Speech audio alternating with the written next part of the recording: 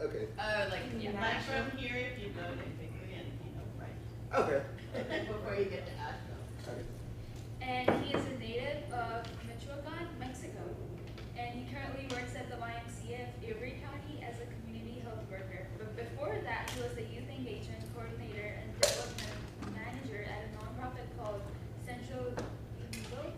Carlos has worked with students as a youth mentor and role model since he was in high school, helping youth and giving them the knowledge and tools to reach their full potential. He values mental health as a key factor for positive youth development and overall success. Carlos has a variety of different hobbies, including cooking, writing, running, drawing, and hiking. And one of his dreams is to become a renowned public speaker and communicator. So he is excited to bring all his energy and knowledge to share with the youth at this conference, being his first ever professional performance. So here is our presenter for the day, Carlos Lopez.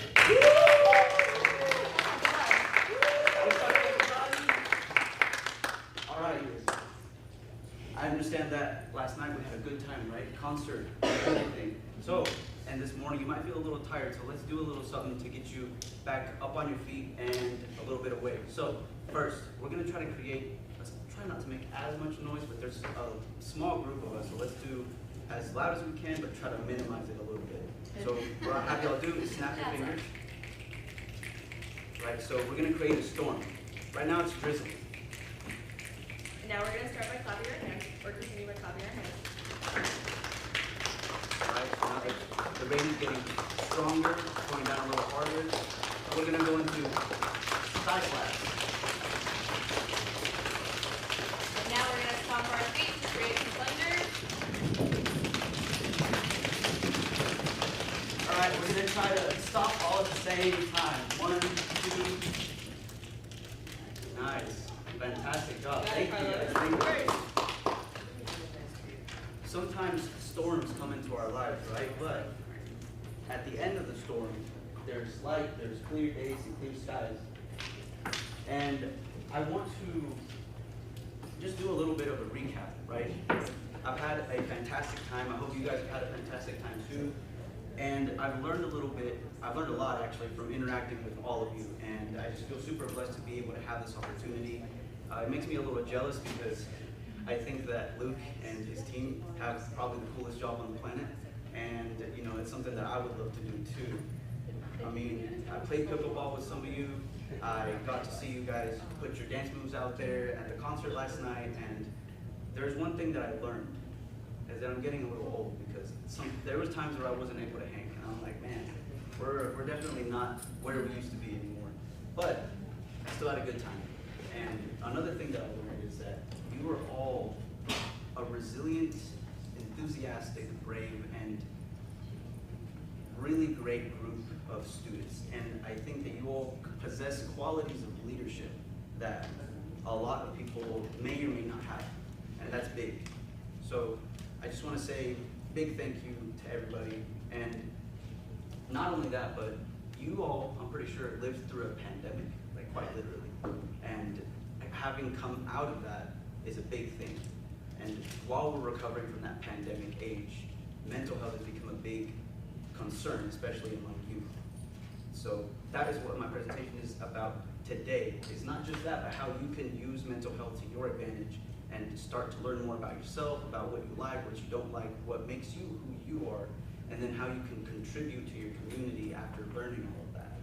And because whenever we're young, we fall into those traps, right? Those traps that our brain sets for us: overthinking, anxiety, you know, all of those other things that make us get stuck. But our lives cannot get stuck because they're your lives. And today, with the information that I have for you, I hope that I can help you set it in motion. But before we begin, I just want to go over a couple quickly friendly reminders. Be respectful and try to minimize distractions, minimize side conversations, try not to use your phone as much because this is information that is for you and I feel like you can definitely benefit from it. Some of you might still do it anyway, but it's okay, you know, I get it, right? I've been at conferences, and especially if I'm sitting in the back, it's like, send a text. It's not bad, but I would like for everyone to kind of just try not to. I'm not gonna take it away, though. Second is participate and try to pay as much attention as possible. If we get off track, work with me to double back. I might say some things that, you know, are funny and you might laugh, or we might get loud at times, and then I'm gonna need your help to come back to the presentation so we can finish at a timely manner. And then finally, have some fun with this information, with each other. I've got an activity plan for you guys here in a little bit, so we're gonna try to get all of that done in these 45 minutes. So first off, what is mental health? I like a lot of definitions about mental health. There's a lot of them out there. One thing that I forgot to mention, there's this sheet or this packet on your table that is the guide for this presentation.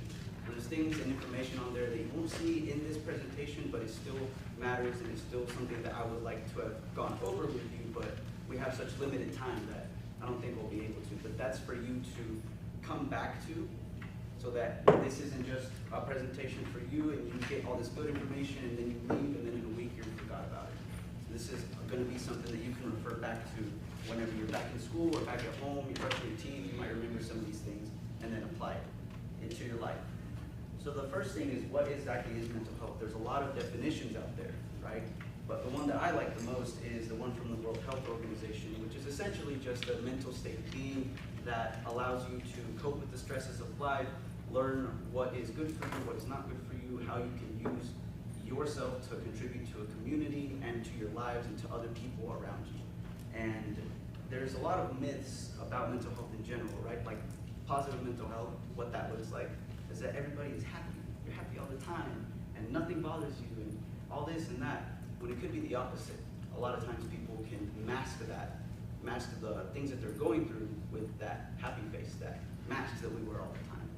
So positive mental health really, in essence, is just how well you deal with those things that don't make you happy, and how quickly, how effectively you deal with those things, and how quickly you can move on from it. Versus poor mental health. A lot of people are saying that maybe poor mental health looks like you're down all the time, you're like say down in the dumps, as they say, and it's not necessarily true either. Poor mental health just means that you have not been able to deal with those stresses of life because you either don't know how, or things have been too much. We tend to sweep things under the rug, so we'll deal with it later, but we don't. And then that stuff accumulates, it gets built up inside of us.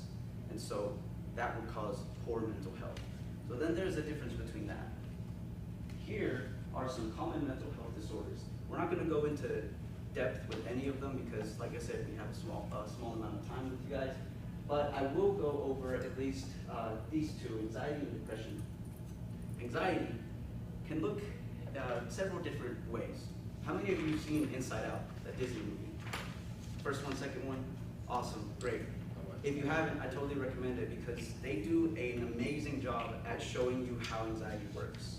Yeah, and it's not only that, but just all of the emotions in general and how what's going on in your brain all the time when everything's happened to us, especially as you're growing, especially as you're going through all these things as a teen, and how you can develop those skills to be able to get through those things, right? So anxiety, awesome. Anxiety can look like, whenever you send that risky text, and then those the typing bubbles come up, and you're like, what are they about to say? And then they disappear, and then the texting bubbles come back, and then they stay, and you're like, what are they saying? What are they thinking? That kind of thing comes up. Maybe you've got a test coming up, you don't know how well you're gonna do. That anxiety is building up. Maybe you're thinking about things way in the future. So those moments, those thoughts of the future that sometimes don't even happen is anxiety. But anxiety can look good too. I had a little bit of anxiety this morning, but because I knew I was gonna give this presentation, it was a mix of good and bad anxiety. So it can look in a couple of different ways. And then we have depression. So we've talked about poor mental health, how it builds up, and it can in some cases cause depression whenever we don't deal with those things. And it could be things that happened to us last week, it could be things that happened to us whenever we were children. It sort of just depends. So those are the two that I really just want to emphasize because I think that they're mostly common among youth and a lot of adults really too. But in your packet, there's definitions for each of these, So if you would like to go through those and look at them, please feel free on your free time right now. But we're just gonna move on from that. So, with mental health, there's something called stigma. You might be heard stigma be called stereotypes. And it's exactly what it is. It's a set of those stereotypes about topics, people, or things that have been created over time. And mental health stigma is particularly interesting because it depends on what culture you're from, how you view it. I come from a Hispanic background, so then a lot of my family members and people that I know don't really believe that mental health is an actual thing. Like, what is that? You know, it doesn't exist for a lot of people. For other folks, it can be things like, get over it. Oh, you're just being an attention seeker. Stop acting crazy, you're being dramatic. This is a good one. How can you be depressed? You're always happy. So stigma is one thing that keeps people from asking for help and seeking those professional services. Because whenever somebody comes up to us, or we would go up to someone and we say, hey, I'm feeling depressed, I would like to get some help, you know, like I'm not feeling so well, I think I need to see a professional or something. And then they come up to you and, oh, you're just seeking attention, you're just being dramatic, you know? Some of these people might even be our parents or friends that we know that say these things. So stigma can look a couple of different ways, depending on what culture you're from, what your background is, and how you grew up to. How does mental health specifically affect you? Well, for starters, it can affect your academics and your grades, right? So whenever you're going through these things, it can cause your grades to go low. It may not help you focus as much, and your overall performance at school will start to decline. Also, your behavior. You might be feeling this way one day and then this way another way, because there's a lot of different things in your head and a lot of different emotions that you're feeling at one time that you might not be able to know how to act. Your brain is just in autopilot all the time. And then your relationships. Friendships, romantic relationships, and family relationships are all affected by how you interact with them and how well your mental state of being is whenever you're around them, right? So if there are situations where you go up to a friend and then you don't feel supported by those people that you go to for support, that could affect that relationship, because now you say, oh, well, they're not supporting me in this, I'm not going to go to them for that certain reason, or I'm not going to be open about this to them anymore. If you play sports, a lot of times your mental health can have an effect on how well you perform in sports. How many of you play sports here? Yep, nice. So when you can't focus as well, that tends to be affected in a positive way or a negative way, mostly in a negative way, because those are things that you're going through, and like I said, if you're not able to focus well, all of these things are affected. And of course, focus is on there too, we've already talked about that. Most important is life decisions. So you're gonna learn a little bit about workforce development throughout this whole conference, and I think you have learned a little bit more about it. But when you don't have a clear mind, it tends to be hard to make those good decisions, those clear decisions. So it's important to have a healthy mind to be able to look a little bit forward and say, well, I know that this decision is gonna be better for me, and this one maybe not so much. Or you are able to look further beyond just instant gratification or something that's better for you in the long run in your life. So here's a tool that Tressie from Via Health actually told me about, and it's called Validate, Appreciate, and Refer. And it's just basically a guide for listening and being a positive person, a positive active listener whenever somebody's coming to you with a problem or with a challenge that they want to be expressive about.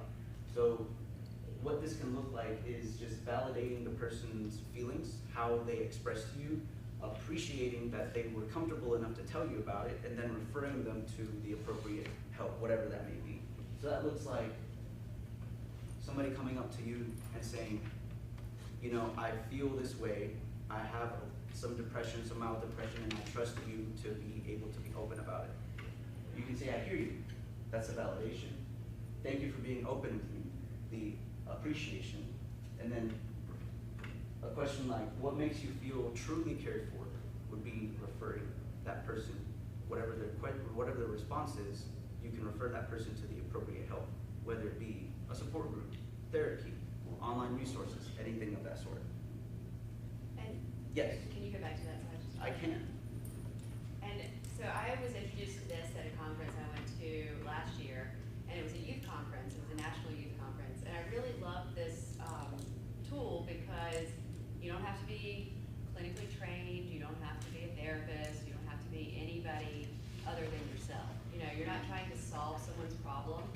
You're really just trying to be there for them and be a support. And you don't have to have all the answers as far as referring them to someone. It could just be giving them an idea of something that could make them feel better.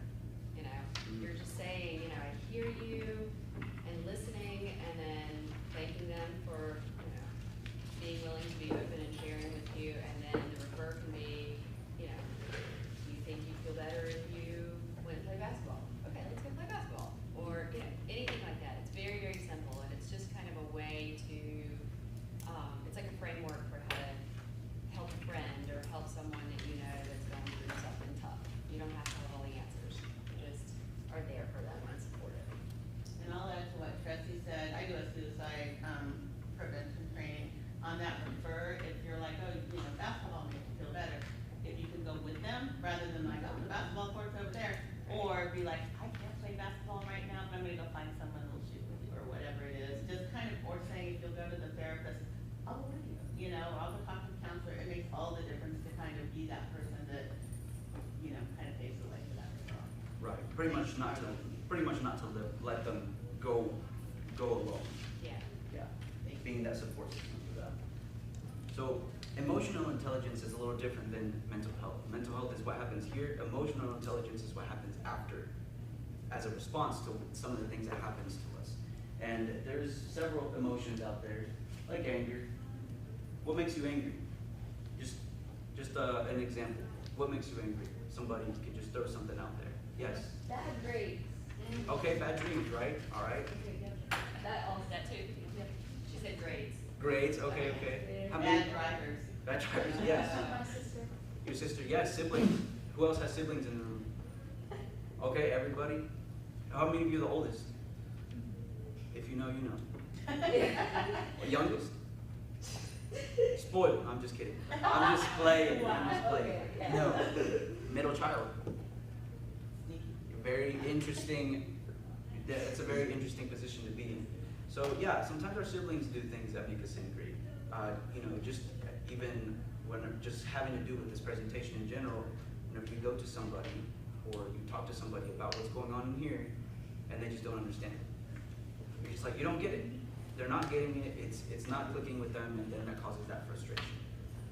And then some other ones could be fear. You got a test coming up. College application. Oh man. Scholarship application. Job application. You know, you want to get a new job. You don't know if you're going to get hired. It's that fear, that anxiety, right? That causes that fear too. And a lot of other situations too. Joy. What makes you happy? Good grades. Okay, good grades. Something else. Food. That's right. That's right. Food makes me happy too. Awesome.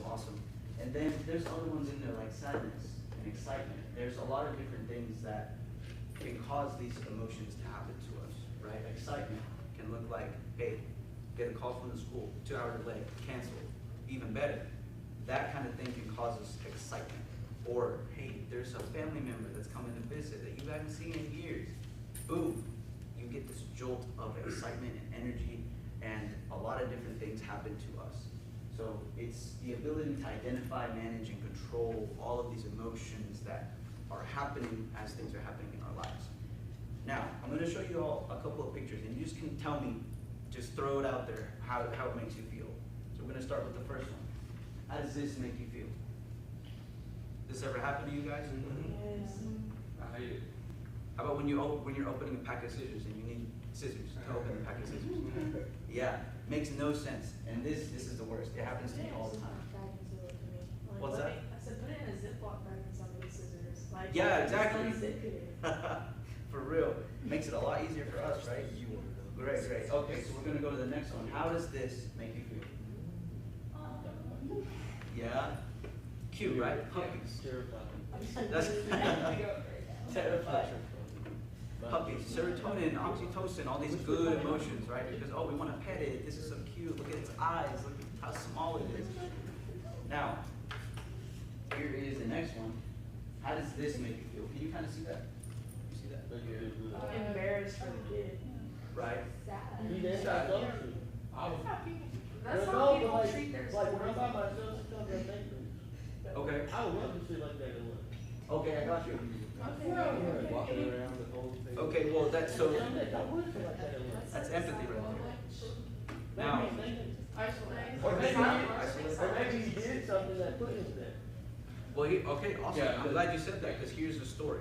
So this is, think about how you feel now that you see the picture. Now I'm going to tell you the story behind this. This is actually, this made it on the news locally, right? In 2015, this is Hunter Camillo. The story is that his parents brought him late to school, and the administrators decided that as punishment, he would have to sit at lunch like this.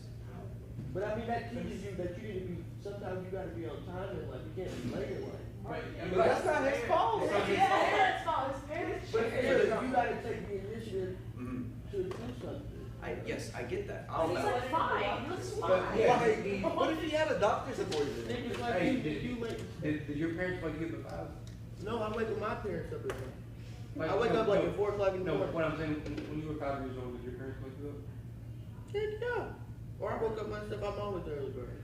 So here we'll validate the different perspective, right? Because we see things in a couple different ways. And to add on to that, the administrators initially did not think that they were doing anything wrong because they saw it as an opportunity for Hunter to catch up on his schoolwork, right? That's what the intention was. But, Where's his schoolwork at though? Where's his schoolwork? right, yeah, exactly. It's just his lunch tray in a cardboard box. Mhm. I show up to school late all the time. My teachers never do anything. I just get tardy marks. Right, exactly. So it's, it's polarized, right? There's a, you get pulled to one way and then you get pulled another way.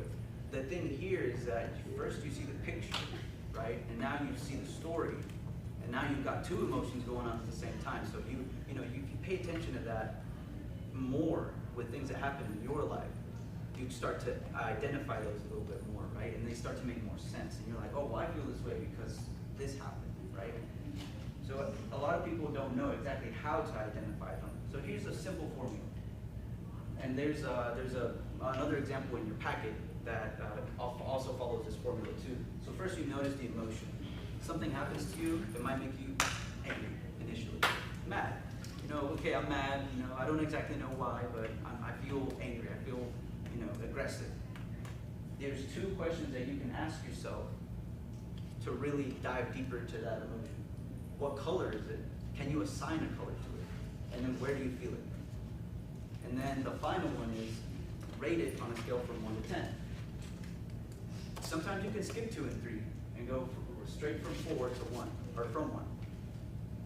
The thing here is that you can ask yourself those questions whenever you want to dive a little bit deeper. What color is it? The anger is red, right? And I feel it around my chest, around the entire chest area. And I rate it at 9 out of 10. So I'm furious, I'm angry, I'm really not having it. Why? Now you can start to ask yourself, why do I feel this way? And then deal with that emotion and deal with that problem that's causing that emotion. Yes? For all you who went to Jess's presentation on hope, it's almost the same as the type 1 and type 2 thinking, if you remember. We talked about that creating bias. So it's the same idea. It's like you have that initial emotion, but find out the story, look at it for a little bit longer, a little bit deeper. So it's the same concept called thinking. Awesome, awesome. Yeah, so there's a lot of different things to look. That was in here, the presentation? The one that was 2 days ago where she had you putting the sticky notes Oh, up there. Oh, in the same room, nice. Yeah. Yeah, continuing building off of The those. energy. It's like a coincidence. Right. Or is it? No, no. Is it? All connected. So then we're building, right? We're building blocks off of the information that we're going through, right? So first mental health, then emotional intelligence, now self-awareness. These are things that we can branch off to. So they're your strengths, your weaknesses. What do you like? What do you not like? What do you enjoy doing? What do you not enjoy doing? Knowing all of these things about you, building that character. So why is that important? Well, if you know what you want and what you don't want, you can influence outcomes, right? So you anticipate things happening, and you're like, well, you know what? No, I don't think I'm gonna do that or go this direction because this is gonna happen, and I know that it's not good for me. And it depends on what your values are. Another one is that you make better decisions, and then continuing on, build confidence.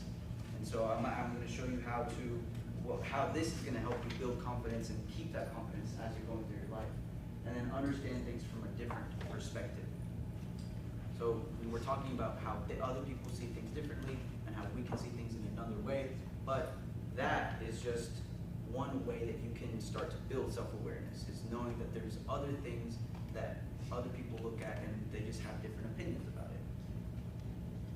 Several things that you can do is accept feedback and then keep a journal, practice gratitude, and explore your personality. I heard that you guys did a personality test on the first or second day, is that right? So there's a lot more out there, and in your packet there's a list of them, and that you can continue to build on and teach you a couple different things. I'm gonna do a small activity real quick. I call this activity Paper Lives. And you have a sheet of copy paper on your table. So grab a pen, and what I want you to do is on one side, you're gonna write something negative that either you have said to somebody or somebody has said to you. Something that made you feel like crap, something that made you feel bad. One or two things. Doesn't have to be super long, but it's just something that has stuck with you, right?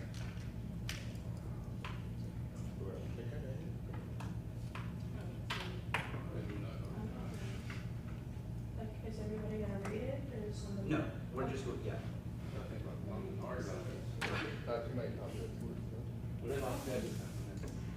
I would say we're saying Or something that has, been said to you. So like, one side. Anyway. Yeah, put it on one side. Yeah, on one side. Someone call me a pork. Call you a what? Pork burgers.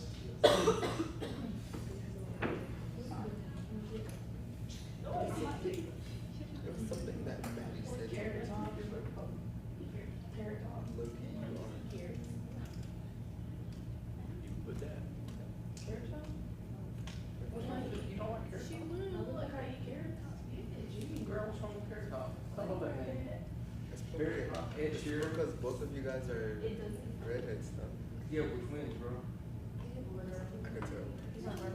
Yeah, No, I don't know how to choose. we're family. CHEESE. What do you? You spell Chesky? You should freaking get it.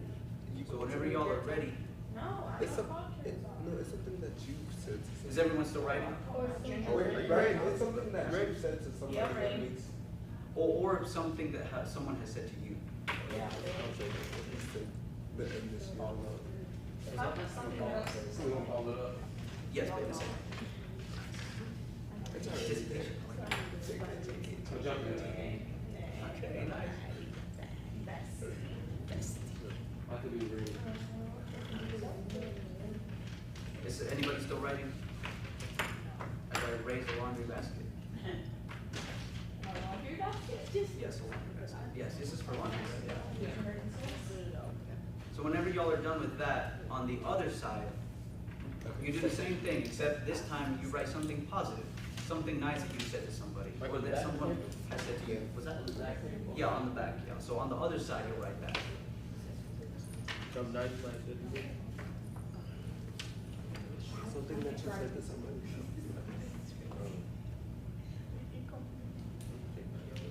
And then on the other side, something that you said to somebody that wasn't.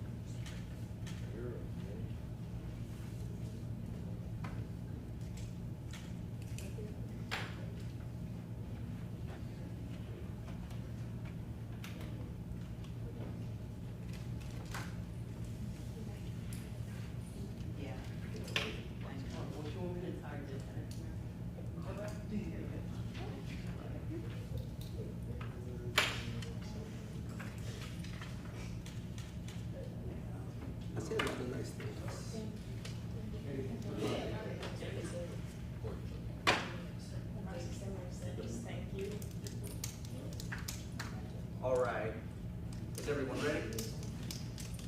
at least one thing on each side. What'd you guys get? What'd you guys? See? If you don't wanna share your. Are y'all ready over here? Yeah. You good? Okay, awesome. So now, lift up your paper. Crumble it up. Crumble it up as much as you can. Get all those wrinkles in there. All right.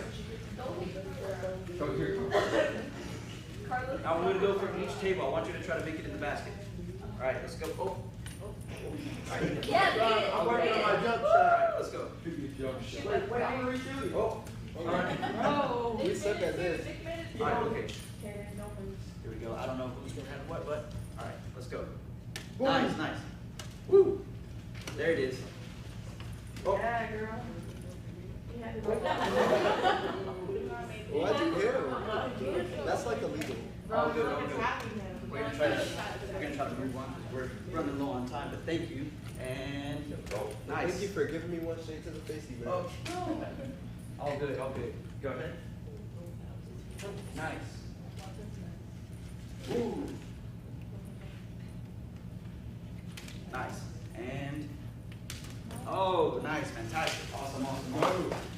Thank you guys. Okay, now I'm gonna give them back to you. Here's the thing. You shouldn't get your own back, but if you do, it's okay. There you go. Sometimes these things, right, when we crumble them up, when things happen to us, positive or negative, we tend to crumble them up, right, and put them away. But sometimes it can come back. They'll come back whenever we least expect it, right? These things that people say to us. The monsters. Some people say are demons. There you go. Now what I want you to do is just uncrumble them, right? Get them as flat as possible again.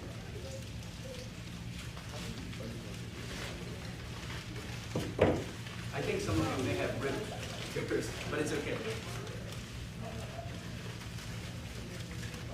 Get it as flat as you can and just take a moment to read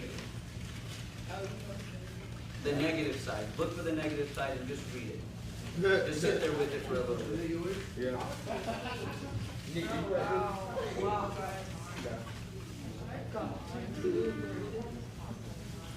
Nobody has anything positive on this. Yeah, so that's the idea. Now look at the other side, the positive side. That's the idea. A lot of times we may not realize that the things that we say or the things that we do to other people cause those wrinkles. And as much as we would like to get it as flat as possible again, those wrinkles stay with us. In the same way, when we do something good to somebody or say something nice to somebody, those wrinkles stay too.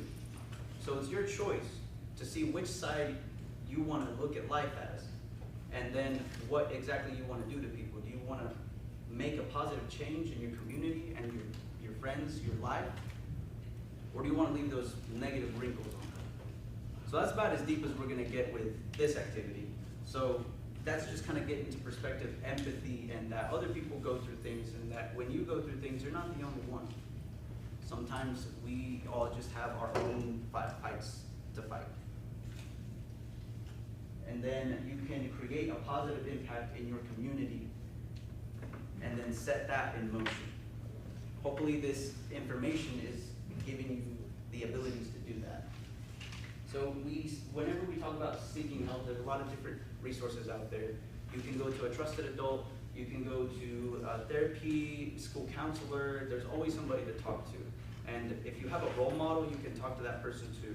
For me, it's my old boss at the place I used to work at. I am where I am because of her, and I would not be able to do the things that I do if she did not have believed me whenever I didn't believe in myself. So anytime I get to highlight Margarita Ramirez, I always do. So she's a big role model for me, really special person in my life, and always will be. And a lot of these resources are also in your packet too, at the very back. So one thing that you can do on your own, if you don't think that you're ready to seek that help just yet, is self-care. Right now, as you're growing, you're going through 4 main changes, which are mental, emotional, physical, and social changes. So we're gonna go through these real fast. Here's some examples here. Some mental ones that you can do for self-care is art, music, listening to it or making it, reading a book, some meditation. Some physical ones include getting more sleep, going to the gym, doing some exercise. Doesn't necessarily mean going to the gym. You can go hiking, you can go swimming, just get your body moving. Drinking more water is a big one. That's my motto, drink water. Back hurts, drink water. Are you hot? Drink water. You have a headache? Drink water. I'm telling you, you'd be surprised. And then eating more healthy, right? Incorporating more healthy foods into your diet is physically a physical good thing to do for yourself. And then social can look different. Meeting new people, hanging out with new people, going on more, doing more things with your family, with your friends, and then doing new things that can allow you to meet other people, and then crunching down on your screen time. I know that that's hard, and we live with our phones with technology all the time, so I know that that can get a little hard, but if you do that, you'd be surprised how much time you can put into other things that you like doing. So then this is the formula. Mental health, emotional intelligence, self-awareness, and self-care. Mix that with practice and consistency. And if you keep doing that and keep on going, you can set your confidence in motion. And then what happens when you set something in motion, you can create momentum. So never stop learning, right? Right now is the base. This is your launching pad. You know what the topics are, what we covered. You can continue to learn on your own time by reading some books, listening to some podcasts, some videos, look some YouTube videos on how to be more productive with your time and as it relates to your mental health. How can I be more self-aware? Take those personality tests. A lot of them are in there in that list, but you can do a simple Google search with personality test. How extroverted or introverted are you? Or maybe you're both. And you learn a lot of different things about yourself. And if you be consistent, you can practice, you can set a goal, create a plan, and then track your progress. Whenever we see that we're making progress, that enables us to be more motivated to keep on going and building that confidence. So this was my message to all of you, and I hope it sticks with you.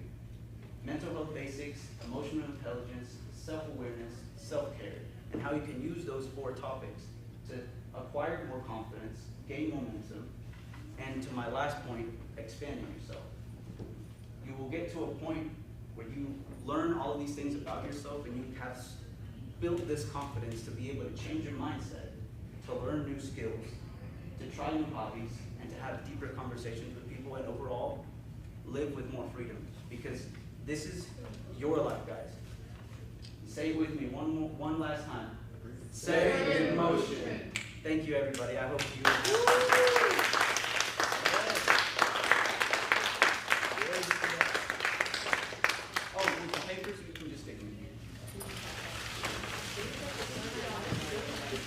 Hey guys, remember to do your surveys, okay?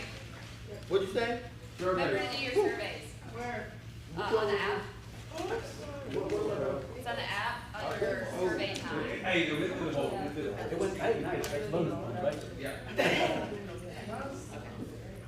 Yeah, on the app it says it's survey time. And this one is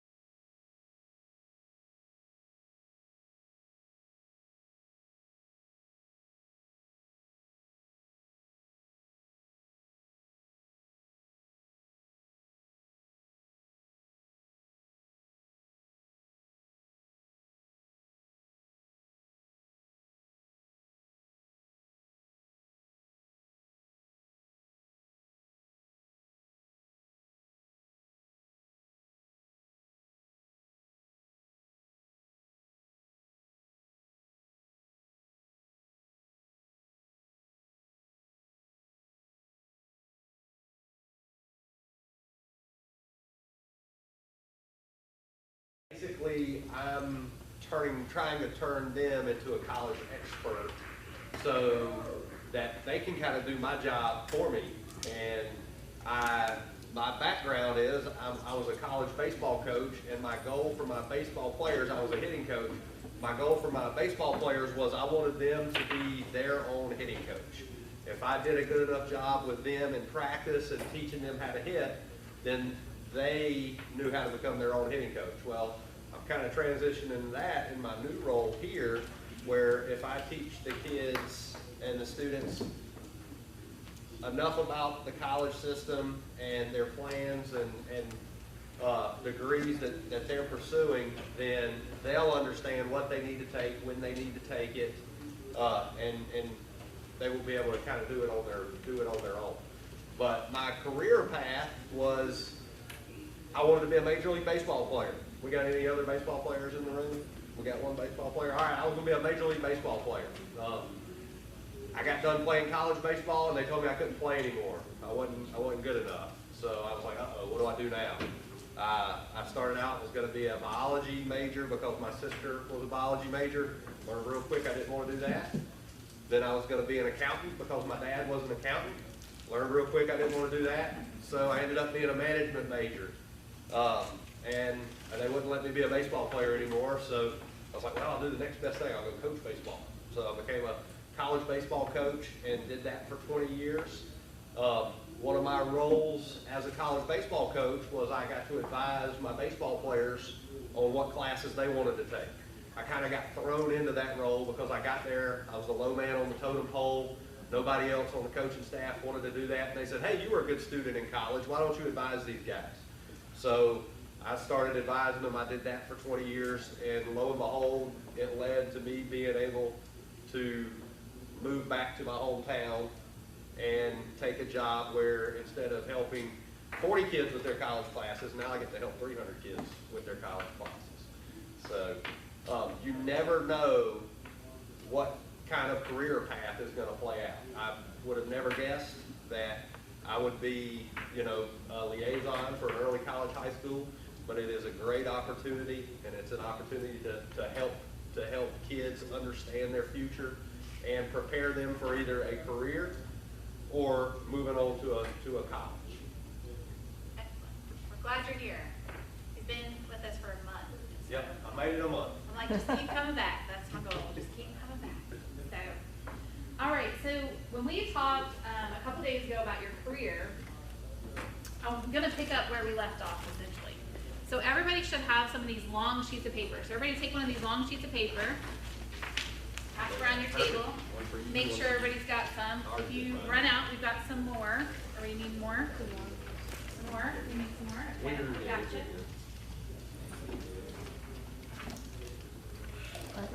Yeah? I did one too, so it's kind of fun. I like it. Yes. All right, so. It went under the table. Okay, I'm sorry. All right, so guys, what we're gonna do is, this is like a vision planner, okay? So on your right side, remember where we were talking about your careers?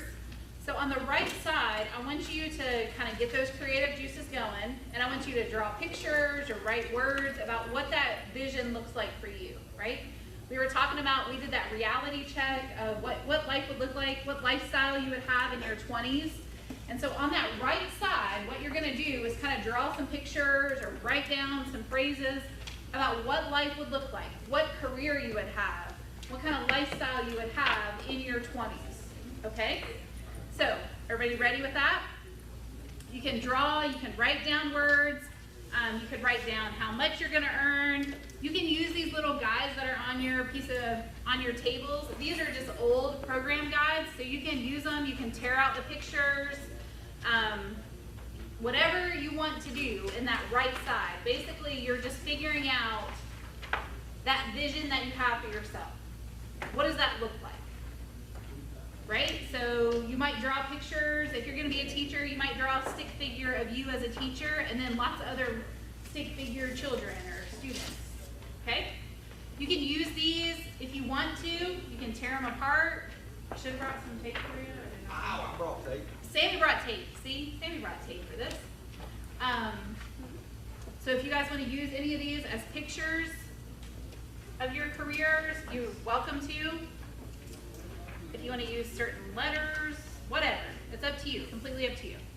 But essentially on that right side, you're drawing what that vision looks like for you. If you have a question, just let me know.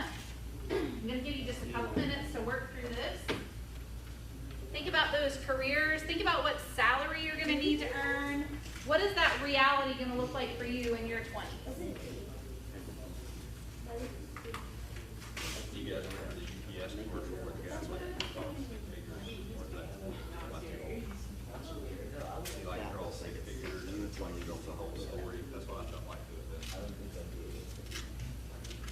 It was like the best commercial series of all time. I heard somebody say culinary arts, interested in like being a chef.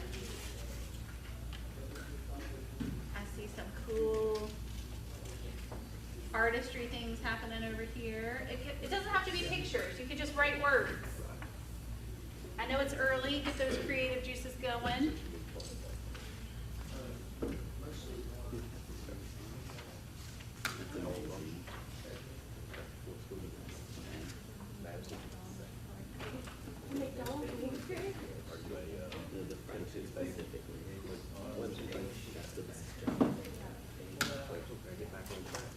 I need this one. Which one? The one on the other side.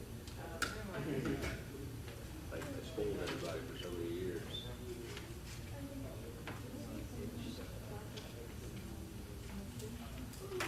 So you won't be a football player? Well, there you go. When they tell you you can't play football anymore, then you go be a football coach. Yeah.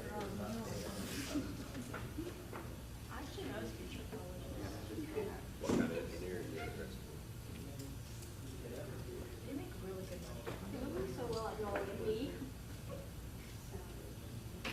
How about you?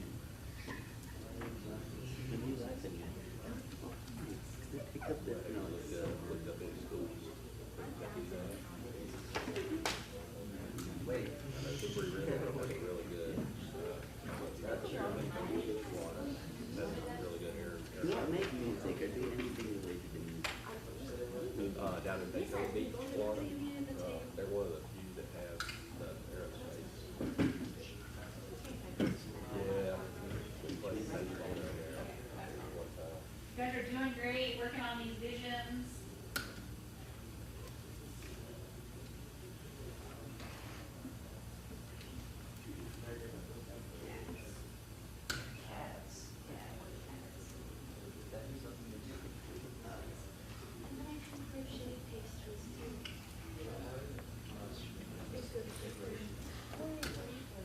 We got some cool stuff over here.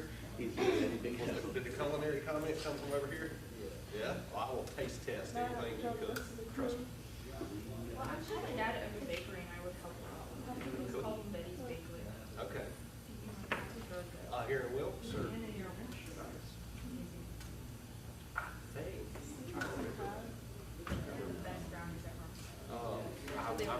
I really think Mom used to go down there and get the brownies and drink them. I do remember that now.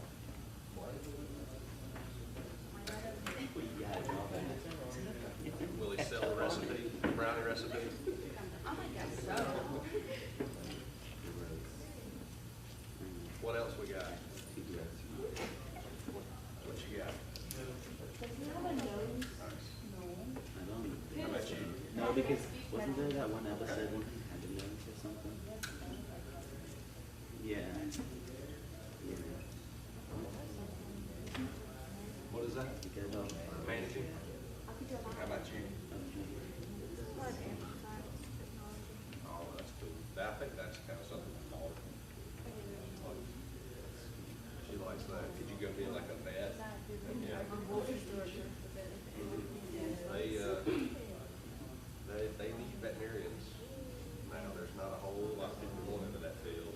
I don't know why, because every time I go to the vet, it's like $400 just for the regular shots. Browns I got some good stuff going over here. Very good stuff. SpongeBob.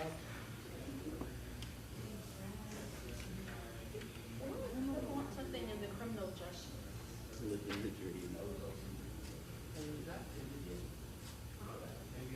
See, I'd like to come over here and try to guess, but I don't know if I can take any guesses. I do see a spade because. Yeah. You guys have a lot of doodles going on. You're doing a great job.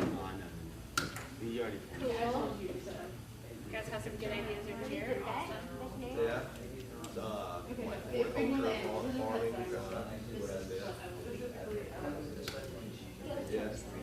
No, not, don't want a tattoo, what is happening? Oh, tattoo artist. I love tattoos. I actually love the little tattoo artist.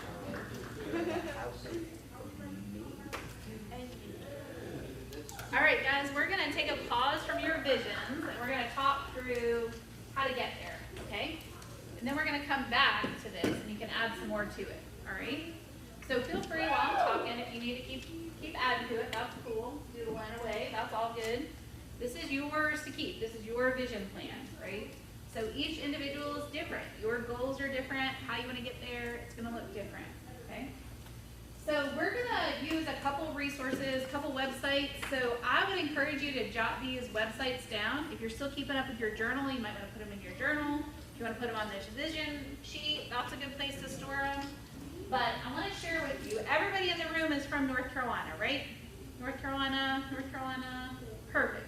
No? You're from Florida, but you live in North Carolina. Perfect. So, as North Carolina residents, how many of you have seen this website before? CFNC? Maybe? Okay, but not everybody. So we want everybody to know about this great resource. So CFNC is the College Foundation of North Carolina.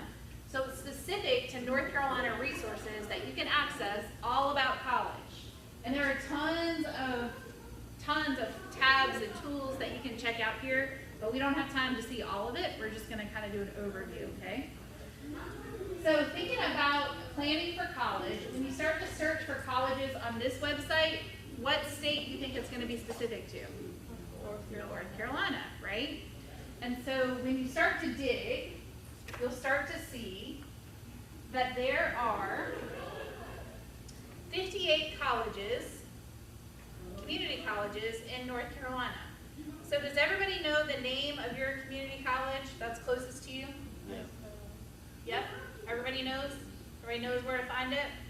What about the closest four-year college to you? Do you know where those are? Do you know what that is? Marsville. We got, what's closest to us? UNC Asheville. What's the college? Pembroke, Wake Forest, Appalachian. Any others? Okay, Marshall.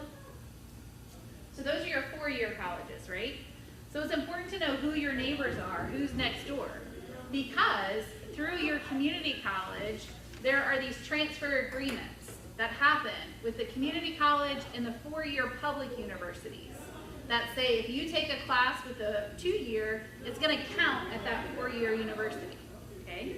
If you start to go outside the state, or if you look at private institutions, it's not always going to be same for same, okay? It's up to that institution. But in North Carolina, we have this amazing program that allows you, is everybody in high school in here? Do you have any middle school? Okay.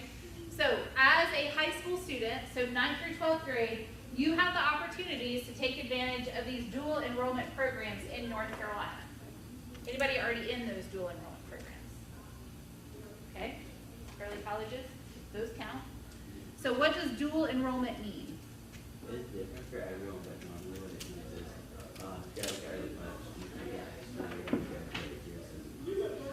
Okay. Okay, so for those, we call those early colleges, right? You're taking your high school alongside your associate's degree. But did you know that your traditional schools, if you're not in an early college, you can take advantage of college classes too, okay? So dual enrollment essentially means that you are enrolled in both high school and college. And how much do these college classes cost? Zero, right? Tuition free. So that's a huge advantage. So we're going to talk about these. Also, I want to brag. So North Carolina does stand out. We do have really good policies and good programming. We call that our Career and College Promise program across North Carolina. And so the one over here on the right is the Cooperative Innovative High School. So that's the early college, right? That's like Wilkes Early College. What's the name? Surrey Early College. Is that the name? No, it's the Yakin. Gotcha. Yakin Early College. But if you're at a traditional high school, not an early college, you still have the opportunities to take advantage of college classes, okay? So how many of you, when we did our career search and you realized that your career is going to require a 4-year degree? 4-year degree? Going once? Okay. So 4-year degree students, you guys are going to look at that college transfer pathway, that option. That means that you get to take college classes that are going to count and give you a head start to that 4-year degree while you're in high school. Amazing opportunity. You can take a few, you can take a lot, right? You can take one. What would be the benefits of taking a college class while you're in high school? You get your credits, they transfer. What else? What's another benefit? Somebody from this table. It's free, right? So it's not going to cost as much money when you go to that 4-year. What else? It helps your GPA, right? Because those college weighted classes are a full 1 quality point extra. So let's say you earn a B, but you're going to get credit as if you earned an A for those college courses. That's pretty incredible. Any other benefits that you guys can think of? It can help you graduate college in 4 years. You can graduate even faster, right? So that's another cost savings, which means then you're in the workforce and you're, instead of spending money on college, you're making money as an employee or an employer, right? That's a good thing. Okay? All kinds of benefits to taking college classes ahead of time. Okay. The other pathway, the one that's in the middle, is career and technical. So how many of you, your career requires some kind of education and training, but maybe not a full 2 year? Or maybe it's a 2-year degree and not a 4-year degree. Okay? So you guys need to look at that career and technical option. That means that you can take college classes to help get you the skills that you need for that career. All right? The goal is giving you a head start to either that career or to that 4-year college option or 2-year college option. It's all about getting you a head start at the pace that you want. All right, so if you guys will, I want you to open up CFNC. Actually, and you can just kind of bookmark that page or know that that page is there. But really, the place that I want you to go is Big Future. So if you wrote down on your sheet, write CFNC as a website, and then this other one is Big Future College Board.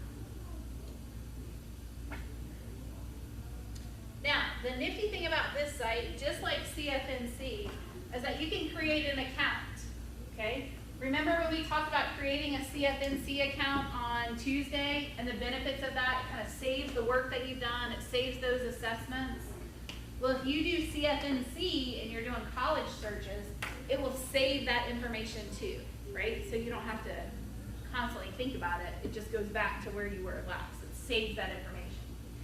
So Big Future will give you that option too.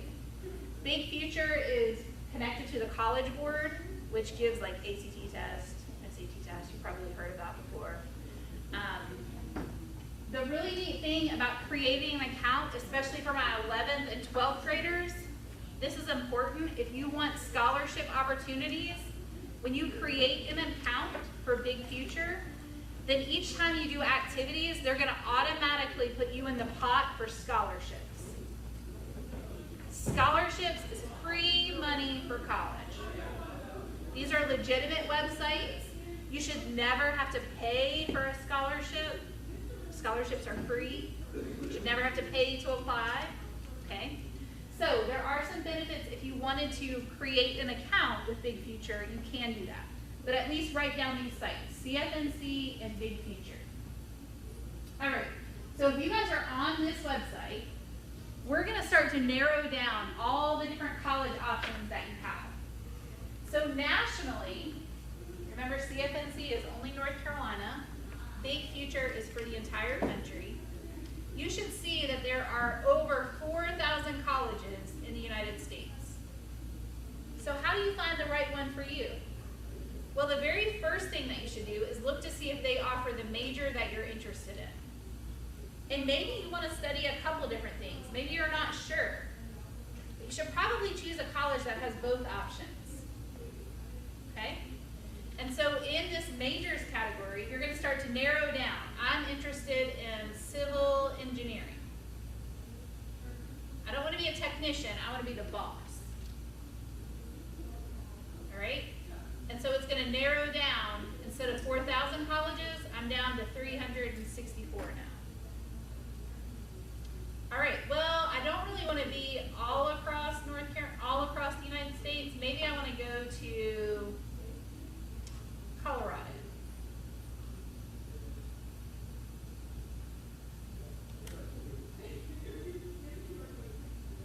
Narrowed it down to 5. Okay, you see how quickly it went from 4,000 to 5? I only did 2 filters. So you guys, I want you to play around with this and start to figure out where you want to go, what colleges match your program interest, your degree interest. If you're not sure, just ask us and we'll help you. We'll help narrow it down, okay? I would like for you to at least narrow it down to a couple, maybe 2 or 3 that you're most interested in. And in the kind of that left side of your paper, that's where you're going to write down those names, okay? So use those filters to start to narrow it down to the colleges that make sense for you.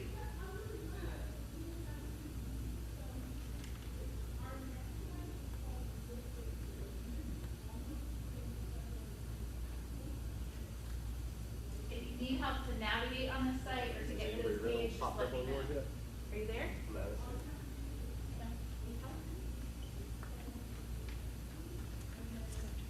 How about yours for interior?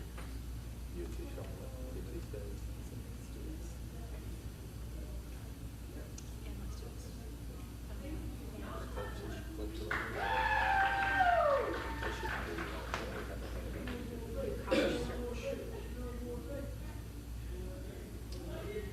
It looks like it's trying to load. There it is. So now you can play with the majors and location. You guys good? Everybody okay? Where else? in Create an North account? Carolina Okay, would have cool. something like that? You guys good? Everybody's finding colleges to search? Oh, yeah.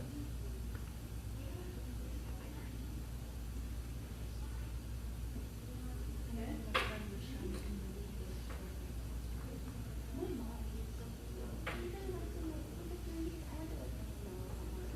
The other thing that I'd like for you to write down is when you do this college search, so write down the name of the college, and then I'd love for you to write down about the approximate cost that it says. So if it gives you an amount per year, if you'll jot that down.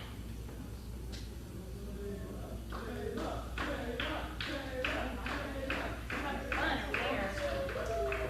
Makes me want to go. Let's see what they're doing.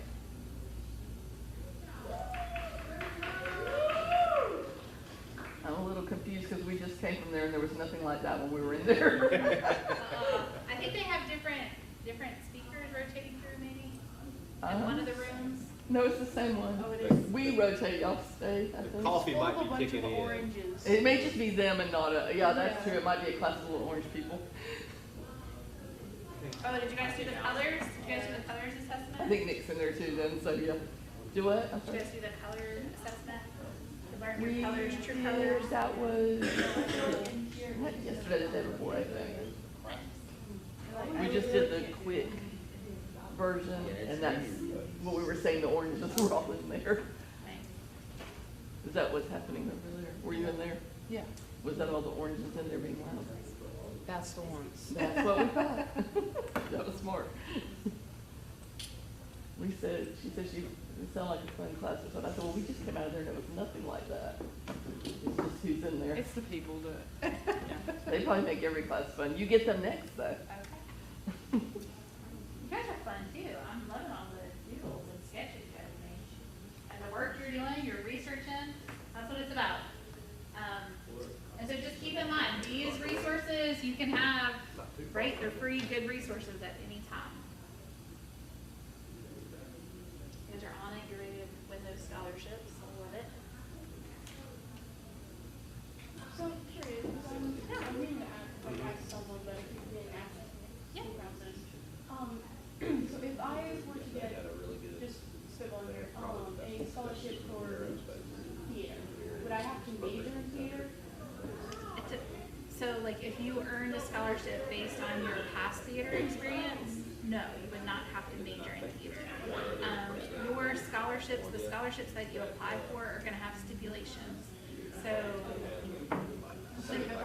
just read the fine print but no, not necessarily, that's not how it works. It could be if they say they're doing it to help a student to get their education in theater or something. Right. It just depends on what they. Yeah, Yeah, like but these scholarships, most of these, like on these websites, you can narrow down, and so you can narrow it down by grade that you apply.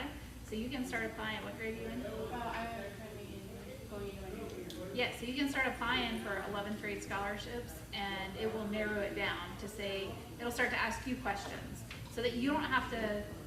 Scholarship searching is not hard, guys. If you use these websites, it's gonna help filter down. So if you say, I wanna be XYZ, it's gonna narrow that pool down. If you say, this is what I wanna major in, it's gonna narrow that pool down to give you the scholarships that make sense for you and not 5,000 other kids or students. Our community, we have a community foundation where we can get the majority of our scholarships and grants. Yeah. Most of the time they are, there's no like conditions that have to be met, other than like while you were in high school. Yeah, yeah. So at Wilkes Community College, our foundation actually has a program, so it's free tuition for any student that lives in our service area. And so that's a great way to get started on your education. And a lot of times those foundations have similar kind of things, kind of minimum high school GPA requirements and things like that. But we'll talk about that. We're gonna talk about free money for college. You're getting ahead of me. So when, at the beginning, you were talking about like taking In high classes school. while they're in high school. Yep. So if, they are doing that, is there a limit on what they can take when they're in high school? And I don't mean like number, but like you can only take certain classes No. or? So there are pathways that are designed to help them to take the foundational courses that they That's what my need. question. So essentially, they're taking the first 2 years of any 4-year. And so in our area, we have a career coach who advises, and so we're making sure that they're taking the exact courses that they need and not willy-nilly. And that's regardless of whether they want to enter a technical field or go on to a 4-year, but I've always options are there. thought that it would be good for them to have at least one class in the field that they're interested in, because there's so many students that spend so much time in college and then realize they don't want to do that job. Yeah, yeah. I just So hired. we offer a ton of classes, like intro to business, Yeah. intro to education, and so they're getting that experience to see like, That's- yes, this is what I want to do, or no. I hired a social worker who had their BSW, and she was a social worker for a couple of months and realized she didn't want to be a social worker. That's a lot of time working on your BSW to realize that's not. So now she's in nursing school. I'm like, They'll be well rounded. okay. Yeah, yeah. At least if they sort of related, like I work for a Department of Social Services, but I have my MBA. So I use it, but I'm not quite sure how social work and nursing are gonna go together. She went from one extreme to the next. For real. All right, how's it going at this table? You guys okay? Ready? Let's set up again. All right, does everybody have a couple colleges laid out? Do you have a question? Yeah. So like, I'm in early college now, right? But one of my friends, she was like, she turned 17, I think in August. So she's like, I think still 16 right now. She graduated at the end of this semester, this past one, and is now in college. And I don't know how she managed to do that. No, she was at the other college. The only reason I'm I don't know this because she wasn't the smartest one at the school, but she was among them. But I don't know how she like finished all the classes. And So a it's lot of already- that is the power of dual enrollment. So oftentimes if you're taking a college course, so let me use English, for example. Okay. So if you take the English college classes, English 111, English 112, and a literature class, then you can bypass having to take high school English 3. Yeah. So, or you might do history that way. So if you take 2 college history classes, it counts for the American history at the high school. So there's a lot of ways that that can happen just by taking. Well, it was really weird because like freshman year, right? We had like 2 college classes. Like everyone had the same classes during the whole semester. So like 2 college classes, the rest were high school. Sophomore year we had no college classes. So and then junior year was really weird because she actually transferred to the high school for that year and still graduated, and she got a scholarship in Nebraska. Yeah. It's all about the high school credits. So like in North Carolina, they just changed that and reduced that number. But as long as a student has those high school credits, then they're eligible for their high school. She could have been taking online courses in the evening or. Sure. Or in the anything. summer, right? Yeah. A lot of students will take summer classes to get ahead. So yeah, there's a variety of ways that it can happen. But every student is unique. That's what's cool about that's what I love about this dual enrollment program, is that there is something truly for everybody to get started and even finish. So. I hate it wasn't around when I was in high school. My whole last year of high school was just, the last year, my senior year was just classes. Selective kind I of was stuff. done. I mean, Yeah. I already had everything, but that wasn't an And option. they've changed that now so It much. wasn't an that option back then. I wasted a year. they're getting the Head Start much earlier. 8th grade, they're taking That's- high school classes. That's really good. Well, it's a lot. All right, guys, so I think you're wrapping up, and so I want to keep us on time here. So somebody shout out maybe some of the colleges that you found, or the ones that were most appealing to you, or the ones that fit your career. What you got? NC State. Anybody else? Park University and Parkland, Missouri. Okay. Anybody else? Yeah? UNC Asheville? What else? What you guys got?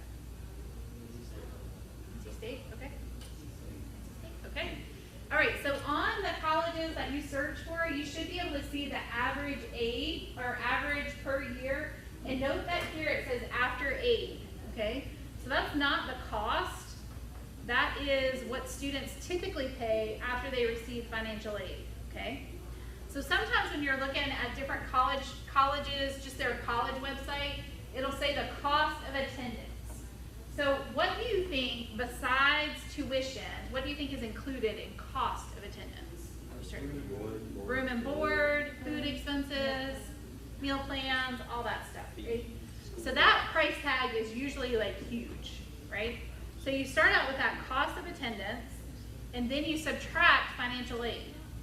So when we think about financial aid, there are different types of financial aid.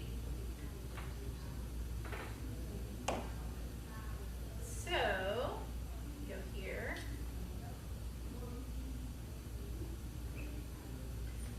So financial aid, everybody eyes on the screen for just a second. So the biggest form of financial aid comes through the FAFSA. This is the free application for federal student aid. This is the government's way of helping us pay for higher education, okay? So that is step one, is to fill that out, okay? There are also other scholarships and grants that are free money. Free money is the best money for college. Loans, just like getting a car loan or a house, those you have to pay back, right? So loans you want to try to avoid if you can, but you want to get as many scholarships and grants as you possibly can to pay for college, okay? The biggest takeaway is that most students get some kind of financial aid, right? Most students. It's not just coming from mom and dad. It's coming from all of these other sources, okay? College is affordable. That's the lesson. That's what I want you guys to hear. You can get started with college in high school for free. You can go to community colleges for a lot less cost than it does for some of those private colleges or universities. And even if you continue on, college is affordable. I grew up in rural Virginia. I'm one of 6 kids. I didn't think college was possible for me, but I was able to go to a private college out of the state because of scholarships, okay? Scholarships can make it happen for you. So on your sheet of paper, you've got your reality, right, of what you want it to look like.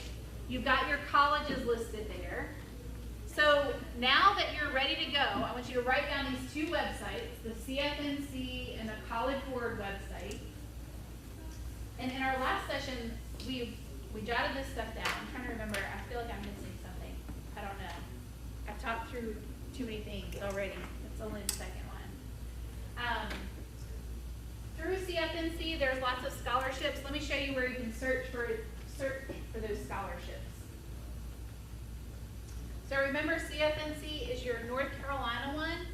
So paying for college, it's that first tab, scholarship search. Right off, it starts to talk about the FAFSA, but then you can start to narrow it down. So just for kids, because we're here in Wilkes, I'm going to narrow it down and search for scholarships that are specific to Wilkes. It says there are 87 scholarships. You can also do some other key things on the left to see when the deadline dates are, right? Because if the deadline's already passed, it's not going to be helpful to me. But you can search to see, let's see what's due, if there's anything due in July. It's about kind of June 30th, but the deadline should be built up. Okay, here we go. Lots of different scholarships, and it tells you what grade level you need to be, who can apply. Lots of scholarships though. You can narrow it down by where you're going to college, if you're employed, if you're working, particular fields. So all kinds of options. You can narrow down these scholarships. The other important thing that I would encourage you to do is that as you're applying for scholarships, that you keep track of those, right? So you keep track maybe in a spreadsheet or a piece of paper or in the journal that you have. You keep track of where you applied, how much it was for, deadline dates, and that kind of information so you can come back to it, right? So you know where you've applied for those scholarships. So this website is a good one to keep track of all that you've done on that website. The Big Future one, did you guys create accounts over there for Big Future? You got through? And did it start to say, like, if you do this, then they'll put you in? Yep, so you're already starting to see those scholarship opportunities for the Big Future website. It is really, I think, one of the easiest ones to use and look for. You should never have to pay for a scholarship. I don't know if I said that already, but you should never have to pay for a scholarship. They should always be free. And so this is the Big Future website to narrow down scholarships that are available on a national level. It lists over 26,000, right? So we want to narrow that down. And it starts to tell us how you can narrow it down by all the different details here.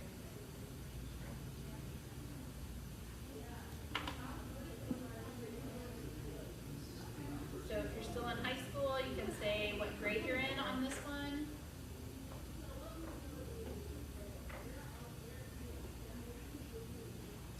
You guys, the key thing here is that a lot of folks, okay, so let's think about it this way. By show of hands, if you see a $10,000 scholarship, does that sound like a lot of money and you want to apply for that? By show of hands, $10,000, right? What about the $100 scholarship? Some of us might. But did you notice not everybody would? So what happens? if many people are applying for the big amounts, you're gonna have a little bit less chance sometimes, right? Those $100, $500, some people are not gonna bother, right? So that's gonna be a smaller pool. But what about the ones in the middle? That's where it's at, right? Because not as many people are gonna apply for those middle amounts, right?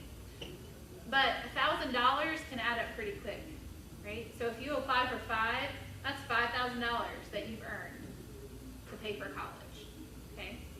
So think about how much time you want to invest when you're doing scholarships and searching for scholarships. But remember this, the money is in the middle for scholarships. Money is in the middle, okay? And that oftentimes means that there might be a little bit of work involved, because if there's a little bit of work involved, do you think many high school students are gonna do it? Maybe not. But you guys are showing up, right? You're showing up here. This is what, the 4th day of your workshops. You guys are hanging in there. You're showing up. That already tells me you guys are willing to work for that money in the middle, right? So you might have to submit a video essay. You might have to do a short 2 or 3 scholarship essay questions.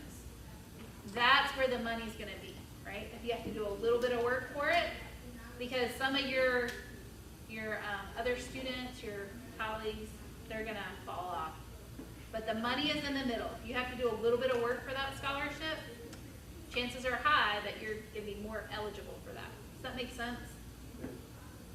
So, lots of good resources there for scholarships, I think. Do we go till 10:45 again? Yes. Okay. So we still have a couple questions, or a couple minutes, but if you guys have questions about college stuff, yes ma'am. So I'm trying to like narrow it down. I made an account on like the Big Future, and it's actually into my GPA, and it's giving like great, like A+, A minus, stuff like that. How do I transfer like my GPA over to that? That was a great question. So does anybody know how to convert grades to numbers for GPA? Yep, so tell us. You can use a calculator, but let's talk about it. So the highest GPA is a 4.0, right? That's if you earn all A's, okay? Unweighted. Yep, we're only talking about unweighted right now. So A's are 4.0, so B's would be a 3.0. C's, what's next? 2. D's, You all normally. right? So it kind of, does that help? So like if I have a 3.8, what would I choose? Because I have like A+, A, so like 97 to 100 is A+, 93 to 96 is A minus. So you're probably an B+. B+. So like A's and A in that?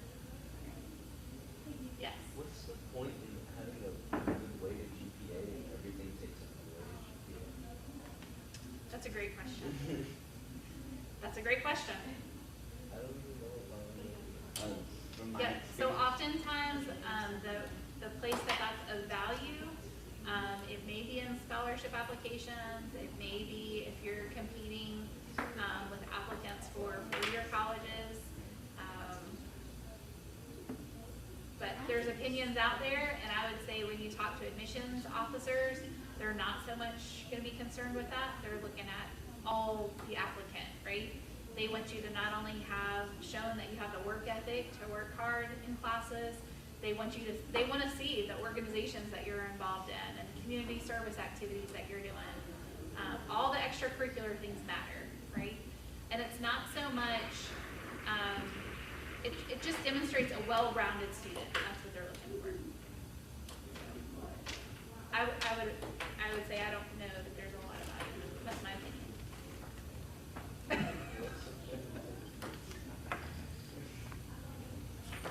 Take the pressure off, maybe, is what I would say. Take the pressure off. Where do you think you want to go to college? Take the pressure off. Yeah. Let's talk about resumes and kind of building your skill set. So in addition to GPA, all of these things matter that you're involved in, right? And right now, just by showing up to these conferences and being involved in your youth action councils or organizations, you're building your resume. All of these things matter, and it's important for you to start documenting this stuff, right? keep track of how many community service hours you have. There are scholarships that are specific to your volunteerism and the activities that you're doing. So keep track of that stuff, whether it's in a Google Doc or whether it's in a journal. Start keeping track of these important things, because when you're a 9th grader, you might think, it's no big deal. But then when you're a senior and you're trying to remember all this stuff, it's a little bit harder. So keep track of it each year. Yes, I'm seeing that's not yes. Keep track of it each year, so then it's easier for you and you have it all in one spot. Any other questions about college stuff, career stuff? All right, guys, if you will, take out your phones and do the survey for this session before you go on to the next one. Hopefully you've gotten some good resources, and let me know if I can ever be of service to you.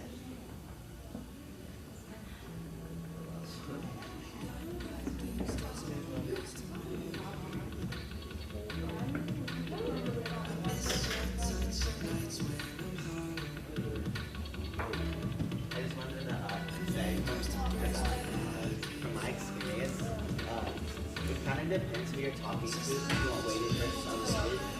The general rule of thumb is put both on your applications or resume, because you don't know what they're going to be looking for. They won't always tell you. So that's just what I've learned, is put them both on there and they'll use the best one. That's what. Yeah. Yeah, you're free to go. You're gonna break the next one.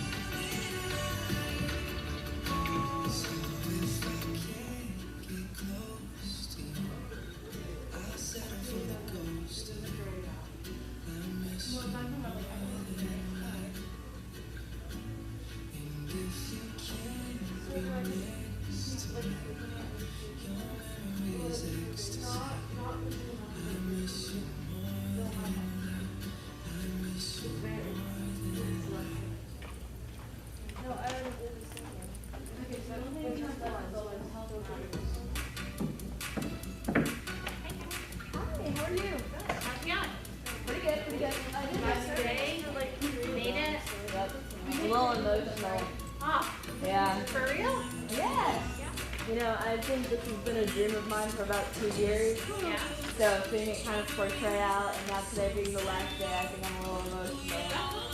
This is actually my senior project. So. Oh, cool. Yep. How are your sessions going? Good. I mean, I hope everybody's walking away with something. So that's the goal. I'm hearing good things, so good things. We'll be back. We have to go do this. Yep. I expect that meeting tomorrow.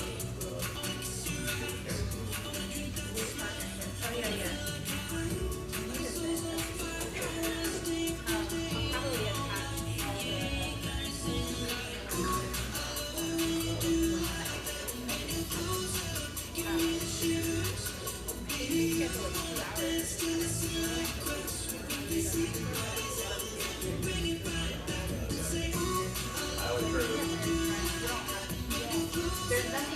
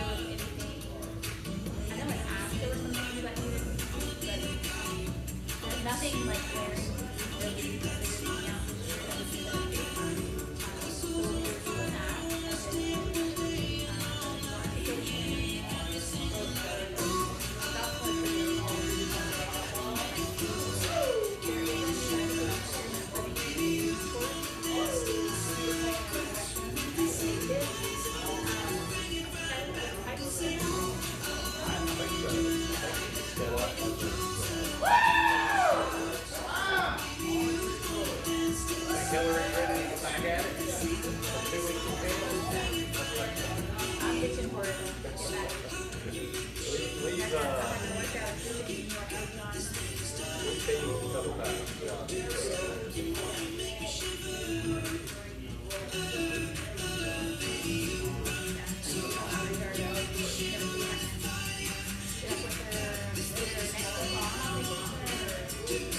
You're all there.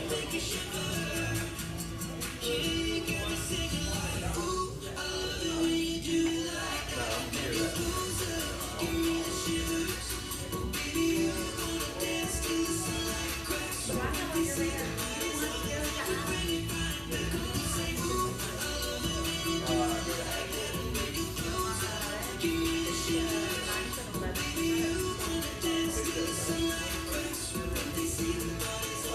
Just to work with Hillary, just to go over stuff. Start going through student files.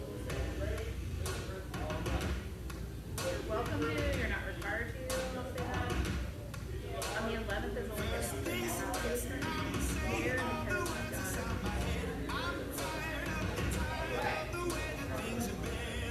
Just wanted to change the theory. Yeah, I mean, it might be good to go up there. I think we have to sit on the.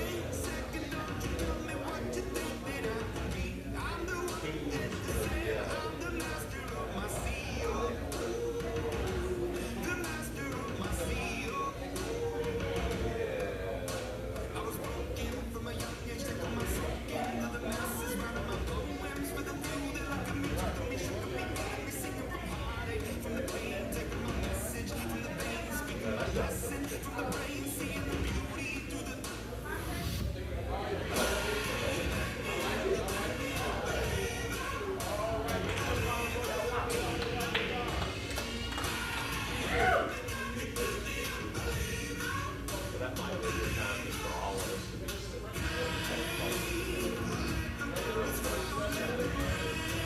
Sub form, all of that.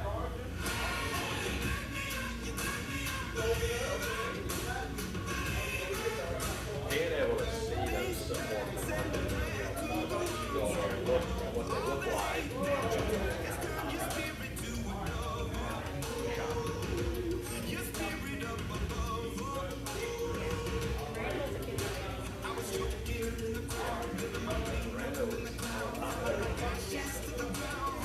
Like really, all those evals that I've been doing, I've only had one.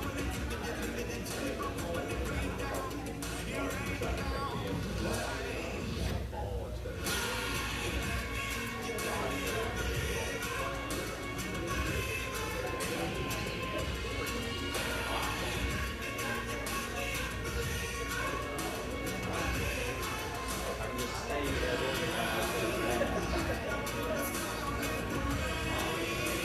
I would say,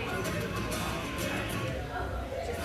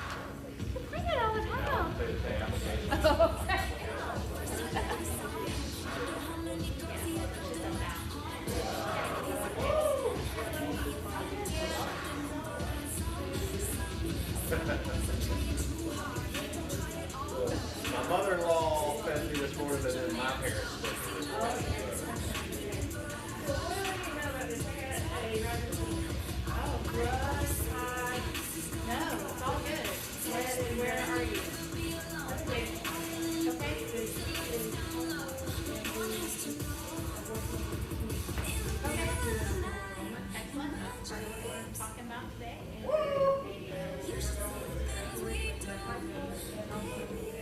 awesome. Yeah.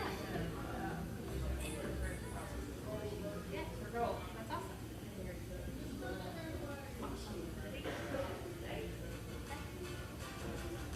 So where I am, I serve as the advisor for school policy students. So I work with transition. That's when your advisor will do transition days and may not. So things that you need to do with CFNC or review that website.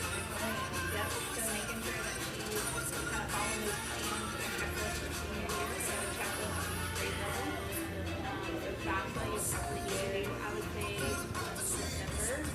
I would not do it, so typically they open in October.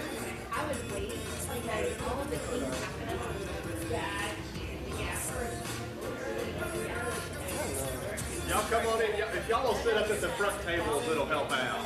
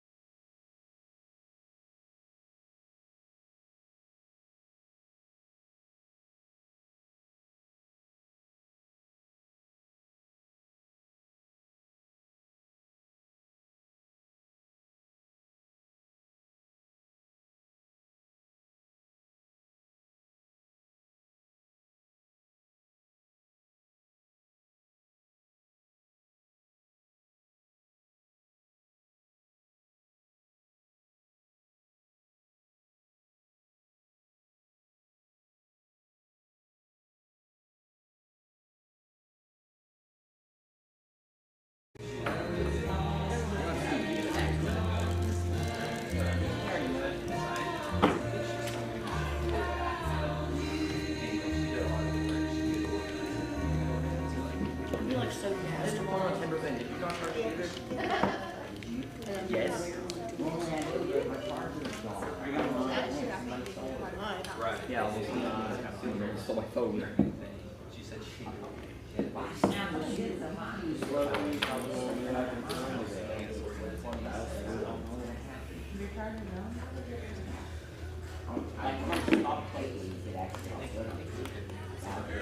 Places always talking to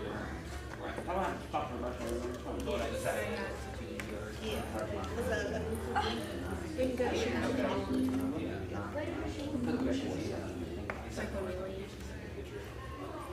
I can take a lot of money. again, but that's also she's not going to promise that we can go to Sheets. I'm sure she'll do it. She's driving. I got we got it's sticker shock. So we can take pictures. I'm being outed in like a space array. Yeah. There are like a space between. They're pictures of us. I don't want to sit next to them. Makes sense. You should be. I'm not. Hey, do not mess it up. It did not change them. I had a stylus.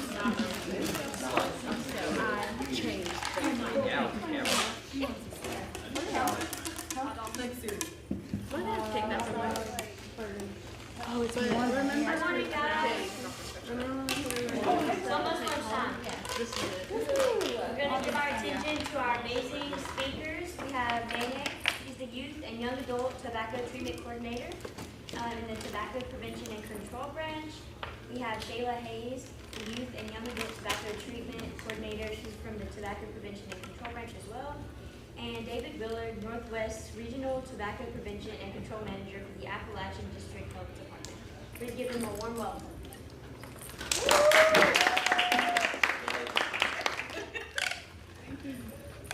All right. Thank y'all for having us. So today we're going to talk a little bit about vaping and tobacco products. products, mainly vaping, of course, because that's what the youth are, of course, seeing and using the most and whatnot. So first, we're going to go over a quick little overview of the commercial tobacco products. Then Nene's going to talk about how to quit or how to help a friend quit. And then Shayla's going to end it with fun ways to make a difference in your community or your schools or however you see fit. Quickly, the anatomy of an e-cigarette. I think we all know how they kind of work now. We've probably all seen them many times. But you got your battery, then you've got this little reservoir where you're going to heat the solution, and then your liquid cartridge, of course. And then so these are some of the types of cigarettes throughout the years that have come along. The disposables were first, then you had these rechargeable replacement cartridges, and then there's little smaller mod systems which are rechargeable and refillable, and then of course the big mods which were kind of those ones that had the big plumes of smoke that you could see. So are you all familiar with seeing these products? You all probably seen these products at some point in the past, I'm sure. And then of course then the other iterations that started to come along. So we got the Soarin' Drop and the Soarin' Air. And again, these were some that were kind of, the youth really used a lot of these and whatnot, more so than some of these products here. Youth weren't really involved yet on these, but Soarin' Air and Soarin' Drop. And then of course the most popular one and the one that really set the rise to e-cigarettes was Juul. And of course this is an important slide because it tells you that each pre-filled pod of Juul was about 1 pack of cigarette in terms of nicotine content. We'll get into why that is there. And then of course you had 200 puffs in one of these cartridges. And the thing that to remember there is with those traditional cigarettes, they burned, and so once you're at the end of that cigarette, it's out. With these products, they go up until these 200 puffs, so by the time you're even out, you've already gone through a pack of cigarettes, and then that of course is going to cause you to be a little bit more addicted. Then puff bars came along. Puff bars kind of came along when the FDA decided that they were going to crack down a little bit on the flavors that were available in Juul specifically, but also the other electronic cigarettes. But puff bars came around because they were able to get around the rules that the FDA had put in place to have the flavors. And why do you think the FDA wanted to ban flavors in e-cigarettes? More attractive to teens, sure. What else? Is there any other reasons that flavors or why the e-cigarette companies would want to have flavors involved in their products? What was that? Taste better, right? Yeah, taste better, and then marketing for the millions of different flavor combinations that they came up with, but these were the ways that they got around it. Puff Crush was another one that came along, so this was just another way of getting flavors to the e-cigarettes to try to addict you some more. And then so Elf Bar came along as well. Are you guys familiar with these ones as well? These are probably pretty popular. The last group said these ones were probably maybe the most popular right now. I don't know if that's still across the board or not. What was that? They still are the most common. Okay. And then so why did this happen? So how did Juul become so popular? And one of the ways that Juul was able to become so popular is that you could see in December of 16 down there, then there wasn't much social media marketing and there wasn't much seen on social media. And then of course by December of 17, there's a huge rise in social media influence. And part of that reason was if you were on social media and you were following any of these accounts that were really geared towards marketing to college age or even high school age kids, you had these places that were showing Juuls. You had kids dressing up as Juul for Halloween during this whole time period. You had just the whole Juul craze, similar to the craze that's going on with Zyn right now, if y'all are familiar with Zyn. You're seeing this everywhere. They think it's cool and funny to be involved in these kinds of things. But this was all free marketing for Juul. Juul did a good job of going to these colleges and universities and passing out these free samples of vapes, and then of course the kids would get on their social media accounts and do what college kids and high school kids do. And then so the e-cigarette ads, you can see how they reach the youth there, and of course that's all targeted, just like the flavors that y'all had mentioned. It's all targeted advertisement to try to get youth addicted to these products. And then so the Juul sales, so of course just like the social media influence with in that same time period, you saw this huge jump in Juul sales. So the Juul dominated the e-cigarette market for quite some time until they did get slapped down by other factors that happen with lawsuits and whatnot with targeting the youth. And then so why is it a little bit stronger? So you've got these salt-based nicotines and the free-based nicotines. So the free-based nicotines is pretty much what nicotine had always been up until Juul had come around. It was just regular nicotine that was in there. And then so these salt-based nicotines are much more concentrated, and we'll see that here in a little bit. And they're a lot easier to, it's a lot more less harsh on inhaling and whatnot. So of course you're getting bigger breaths in. And then so here it is again. So just seeing the concentration there. So that's that very high dose of nicotine. So you can see how concentrated that nicotine is with the joules and the nicotine salts. And the nicotine salts again with the Zen. I'll bring up the Zen again just because it's so popular and starting to become a more on the radar. Is that's the same thing. It's not like the traditional smokeless tobacco where it was actual tobacco leaves or whatever they were putting into it, among other stuff. That's going to be the nicotine salts too. So they've not only just taken Juul, but then Juul is kind of morphed into this Zen product and Rogues and whatever these other products are that are using the nicotine salts, which are just a lot more concentrated nicotine. And here again, this is just showing that the acidic versus alkaline, so the free base was a lot more harsh, and then the nicotine salts are a little bit less harsh on your throat and lungs when you're inhaling. And then e-cigarettes and marijuana. E-cigarettes and marijuana, it's kind of hard to talk about one without the other these days. It's just become a big issue. It's a lot more easy to conceal, of course, and it's not even just marijuana, but the hemp products as well has caused these issues. And then so some of the headlines that we've seen with the health effects of vaping. So you could read some of these headlines. So these are just some of the things that have early come on. Of course, like with traditional cigarettes, everybody knows, cigarettes, of course, then you're going to think lung cancer, right? Well, it took 50 years plus to figure that out, that cigarettes were directly linked to these kinds of cancers and stuff like that. So this is very early on, E-cigarettes haven't been around but maybe 10 years or so, like in this kind of mainstream form. They were around a little bit before that, but until they became mainstream. But some of the health effects that you may see. It's kind of important to know that, especially as a youth, because what that ends up being is you end up being a guinea pig for these products, essentially, is what's happening. So it's just important to know that these health risks do exist. It's not harmless like it sometimes can be misconstrued as. And then, so we'll talk about secondhand aerosol exposure. So just like secondhand smoke, there is, it's not just water vapor like we always like to say, but just like with secondhand smoke, there's secondhand vapor, vape, aerosol, whatever you want to call it. It's going to have products in it too that are, harmful for others around you as well. And then, so it's an aerosol, not a vapor, right? So what do you think of when you think of vapor? Water vapor, right? And then so when you say vape, you're thinking, oh, maybe it's just water. And it's not. It's all these other compounds that are involved too. And that's just the secondhand, but that's, you're also breathing that in when you do vapes.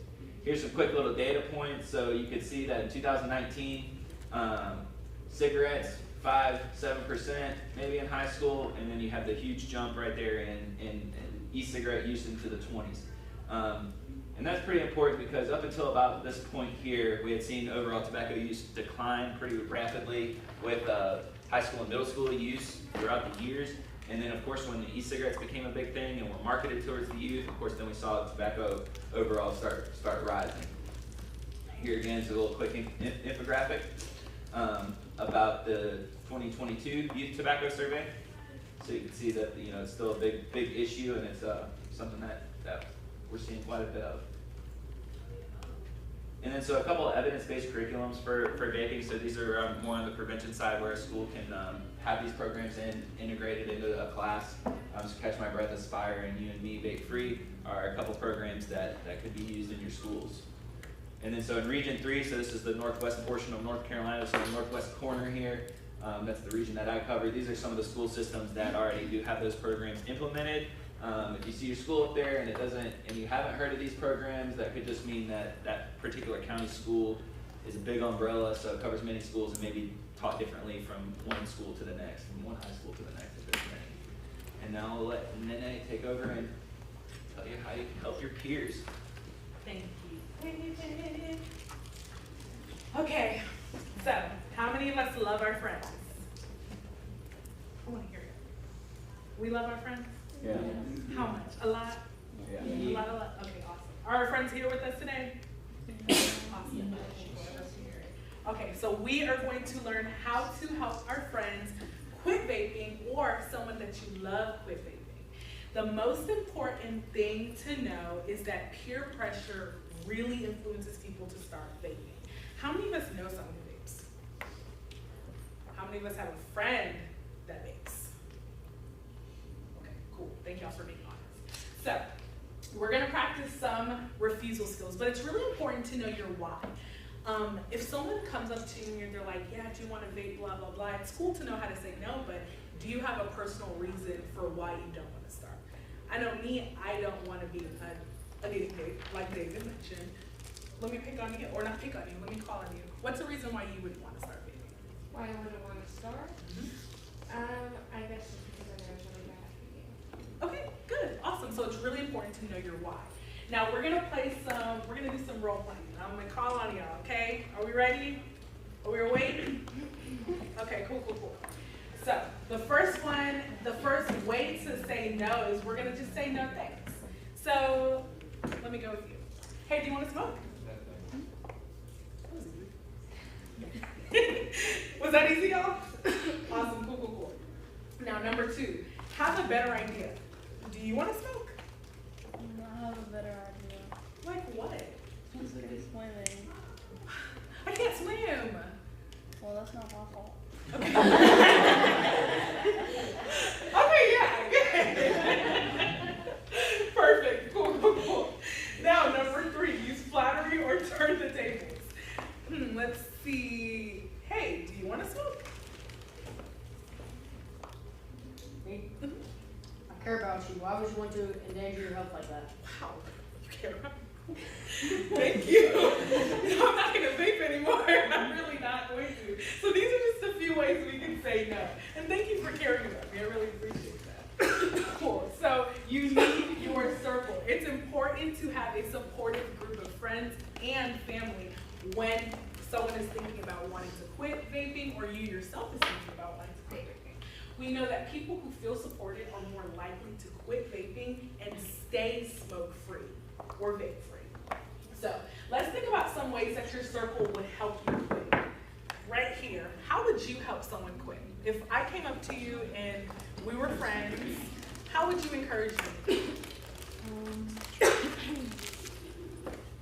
I'd probably just tell them about how bad it is for them and how it would affect their health in the future. Good, awesome. How else would someone encourage someone not to vape, or encourage someone to stop vaping?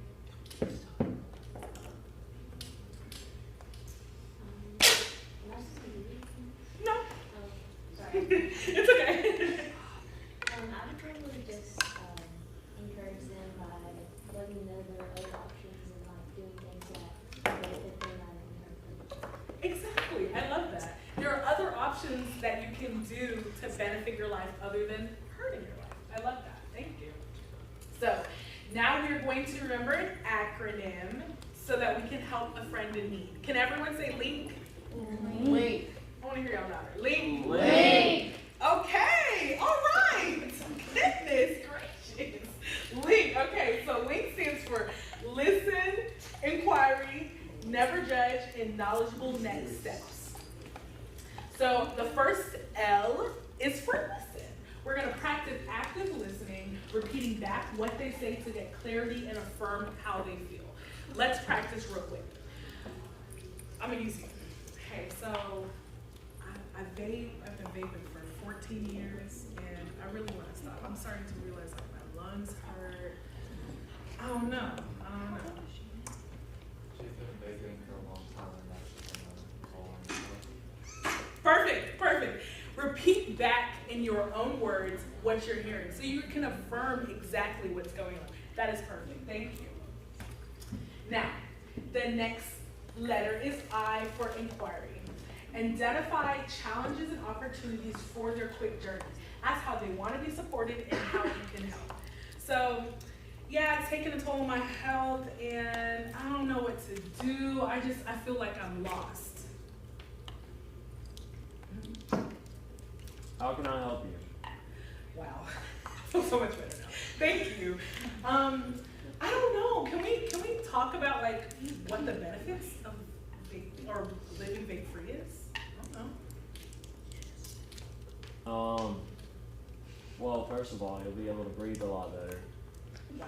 Okay, because I've been taking like really short ones. Thank you. That's awesome. So we know that inquiring, asking open-ended questions are are really important so you can get the person talking. Now, the next one is never judge. And we got Judge Judy over here giving us a side eye because we're judging, okay? So never judge. Be open and respect the person trying to quit. Educate them on the benefits of quitting, like y'all have been saying, and how they're making the best choice for their life. Congratulate them for taking the first step in recovery. So if someone, makes it all this way, you're listening, you're encouraging them, the most important part is not to judge them. You want to just congratulate. So good job for coming here. It takes a lot of gut to open up to me, to say that you're vague, and to say that you want to quit. So we want to be very, very encouraging. Now, the next most important letter is K. Okay, y'all? And this is knowledgeable next steps. We want to connect them with a trusted adult, like a school nurse or a teacher, or even a trusted parent. I mean, I know there's like cool moms. I don't know. Y'all watch Mean Girls? Cool, like the cool mom. So yeah, okay. Cool. So if you find a cool mom, someone you can trust, you want to just talk to them about your issue, and then they hopefully can link you to a resource to get you to stop. You want to connect them with helpful quit resources, and we're going to look at a few after this slide. Then you want to help them think about a recovery plan that leads them to quitting. So that could look like sitting down with them, writing out a plan. Here are next steps for how we're not going to vape, what we're going to do with our vape, and how we're going to stay quit. Then we're going to tell them about the 4 Ds and follow up with them in each area as they need. So the first thing is delay the urge to vape for at least 5 minutes. Let's give, for example, I'm sorry, I didn't mean to catch you. I'm going to go ahead, it's okay. Let's say, for example, you're like, yeah, I want to check up on you because you're vaping, whatever. What's one of those D's that you can use to check up on me? Check up on you? Yeah. How about taking some drinks of water and seeing if you can supplement that from your vape? Thank you. Okay, that was smart, and I didn't think about that. Thank you so much. I'm gonna literally stop vaping. Okay, cool. Thank you. So drinking some water, we can practice deep breathing. Do y'all want to do that right now? Yeah? In on 3? Yeah. 1, 2, 3. 1, 2, 3, let it out. That feels good. So now we know how to do it. We can teach our friends how to do it, okay? And then distract yourself or distract your friend with a new hobby. So going swimming. I don't know how to swim, so you can teach me how to swim instead of vaping, right? Thank you. And I'm not blaming you for me not knowing how to swim, okay? Cool. Now I want everyone to take their phones out. Yes, please take your phones out. Alrighty? These next things, I want y'all to take a picture of everything. So in case you know someone who vapes or yourself vapes and you don't want to talk about it right now, but you want to stop, here are some resources that will help you. So the first one is called Quit the Hit. And this is let me move out. I mean, unless you don't want me in the picture. Cool. The first one is Quit the Hit, and it's through Instagram DMs, okay? So do y'all know what goes on in the DMs? Yeah, well, one of them are the cessation program, okay?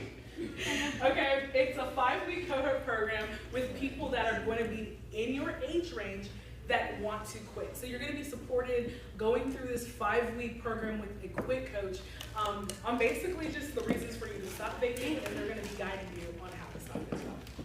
So you can register by scanning this QR code that will take you to the Quit the Hit website. The second one is the This Is Quitting. Go ahead and take a picture.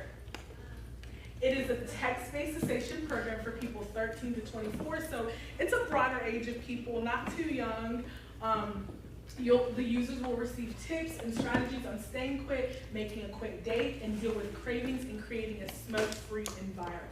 So you can register by texting Vape-Free NC to 88709 or scanning this QR code. So we all got this before I move on? Yeah, thumbs up? Awesome. Okay, and then the last resource is Live Vape-Free. Y'all go ahead and take a picture. Awesome.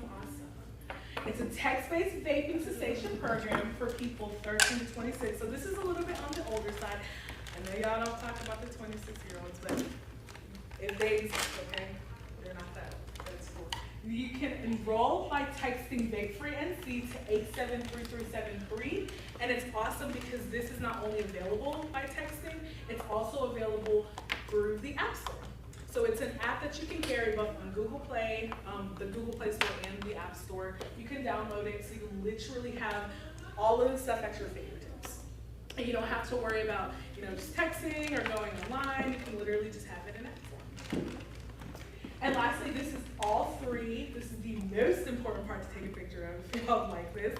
It's all 3 on 1. So if you know someone that vapes or you just want to help a friend, you can shoot them this little text right here. It could be like literally, hey look, I've been thinking about you. I know you've mentioned you want to vape or that you want to stop vaping, so I really have some resources for you. So I will pass it to Shayla so we can talk about how to get involved.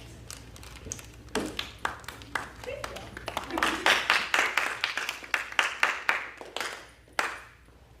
Thanks, Renee. All right. So I'm going to spend some time talking about some of the things that we are doing as adults to try to make communities safer, make it easier for youth and young people to not even have to deal with it. So not seeing all the advertisements and stuff that, how many of y'all see advertisements for different vapes or maybe and things like that on your social media timelines? Yeah. And how does that make y'all feel? Does it must be real, is it appealing to you? Does it look cool? What, you can be real and honest. How does that make y'all feel when you see these messages? Y'all wanna talk? It's okay. You sure nobody wants to share? Like a bunch of young people are doing it. So they're trying to make it seem like it's cool, right? This is the thing to do. It's what everybody's doing. That's right. And it can be, and it looks appealing. Let's be real. All the flavors and stuff. We're eating candy. We love candy. We even see some products out that look like candy flavors, like Sour Patch Kids and stuff like that. They are working to make it look appealing, and it works. And we know it works because a lot of your peers, or maybe your friends, or even maybe some of your family members, or even adults that you know use these products. And it's because the tobacco companies are working to make these products appealing to you. They want you to feel like if you use them that you'll belong to the cool kids group. They want you to feel like it's something that you'll enjoy. They even sometimes market it as a way of helping you with stress and anxiety. How many of y'all have heard your friends or peers say it helps me with my anxiety or it helps me when I'm stressed out? Y'all haven't heard that? I've seen just a few hands. Yeah, so they work really hard to make these products appealing to you all because like I was telling the last group, what they're trying to do is create replacement smokers. So I know that smoking is not the cool thing anymore. Most people don't smoke, but vaping is just the new thing. So replacement vapors, right? So we know from smoking, like David talked about, everybody can tell you why smoking is bad for you, right? Everybody knows it can cause cancer, it's bad for your lungs, or if you use even other types of tobacco products, it can make your teeth fall out, it can cause, So we know all those reasons, but we aren't hearing a lot of the impacts of vaping. And like David said, one of the reasons is because it's still fairly new. We have over 50 years worth of research that tells us how cigarettes affect our bodies, but not so much about vapes. Although some stuff is starting to come out, we do know that it's not good for you because for one, nothing should be inhaled into your lungs except for what? Oxygen. Clean, pure air is what should be going into your lungs. So tobacco products work to make these so people are no longer buying cigarettes.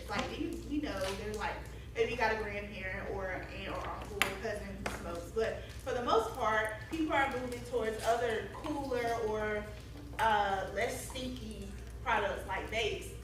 And so also a lot of the smokers unfortunately have died on. Let's be real, we know that because it does harm your health, sometimes their smokers are dying. So they have to come up with a way to replace those smokers, right?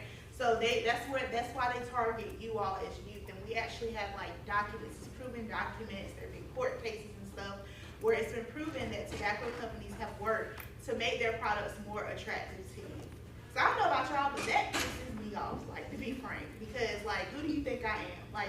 You're manipulating me, you're showing me things that you know I'm gonna like, and at the same time, you know it's bad for me, and you're finding ways to mess with it. David talked about the nicotine salts and things like that. You're finding ways to make it more addictive so that I wanna do it more, and the whole time, like, you're padding your pockets, you're getting fat pockets, and I'm sitting here, like, struggling with this nicotine addiction. And so that's why we're doing things across our state to try to make it so that you all aren't being targeted by tobacco companies and making it harder for you all to have access to these products. So one way we do that is by regulating the age in which you can purchase tobacco products. I also want to say, because one of the other individuals asked me a question earlier and it made me think, like, when I say tobacco, I know I'm talking about like cigarettes, vapes, e-cigarettes, you know, all snuff, all the different products, right? But for some people, when I say tobacco, they're like, nobody chews, nobody dips snuff, nobody smokes anymore. What are you talking about? When I say tobacco, I'm also talking about nicotine products. So things like Zen and the vapes and things like that. They don't necessarily have tobacco in them, but they have that nicotine in them.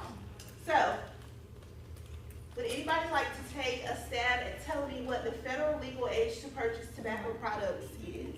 21. 21. Anybody agree? How many hands agree with 21? How many hands disagree with 21? Don't be scared to stand out. Anybody think it's an answer other than 21? Alright. 21 is the federal legal age to purchase tobacco products. Now, how old do you have to be to purchase tobacco products in North Carolina? 18. Ah, it's interesting. They all know that. So, y'all have found out there's a loophole there too, right? Why do y'all think that is? Any ideas or thoughts about that?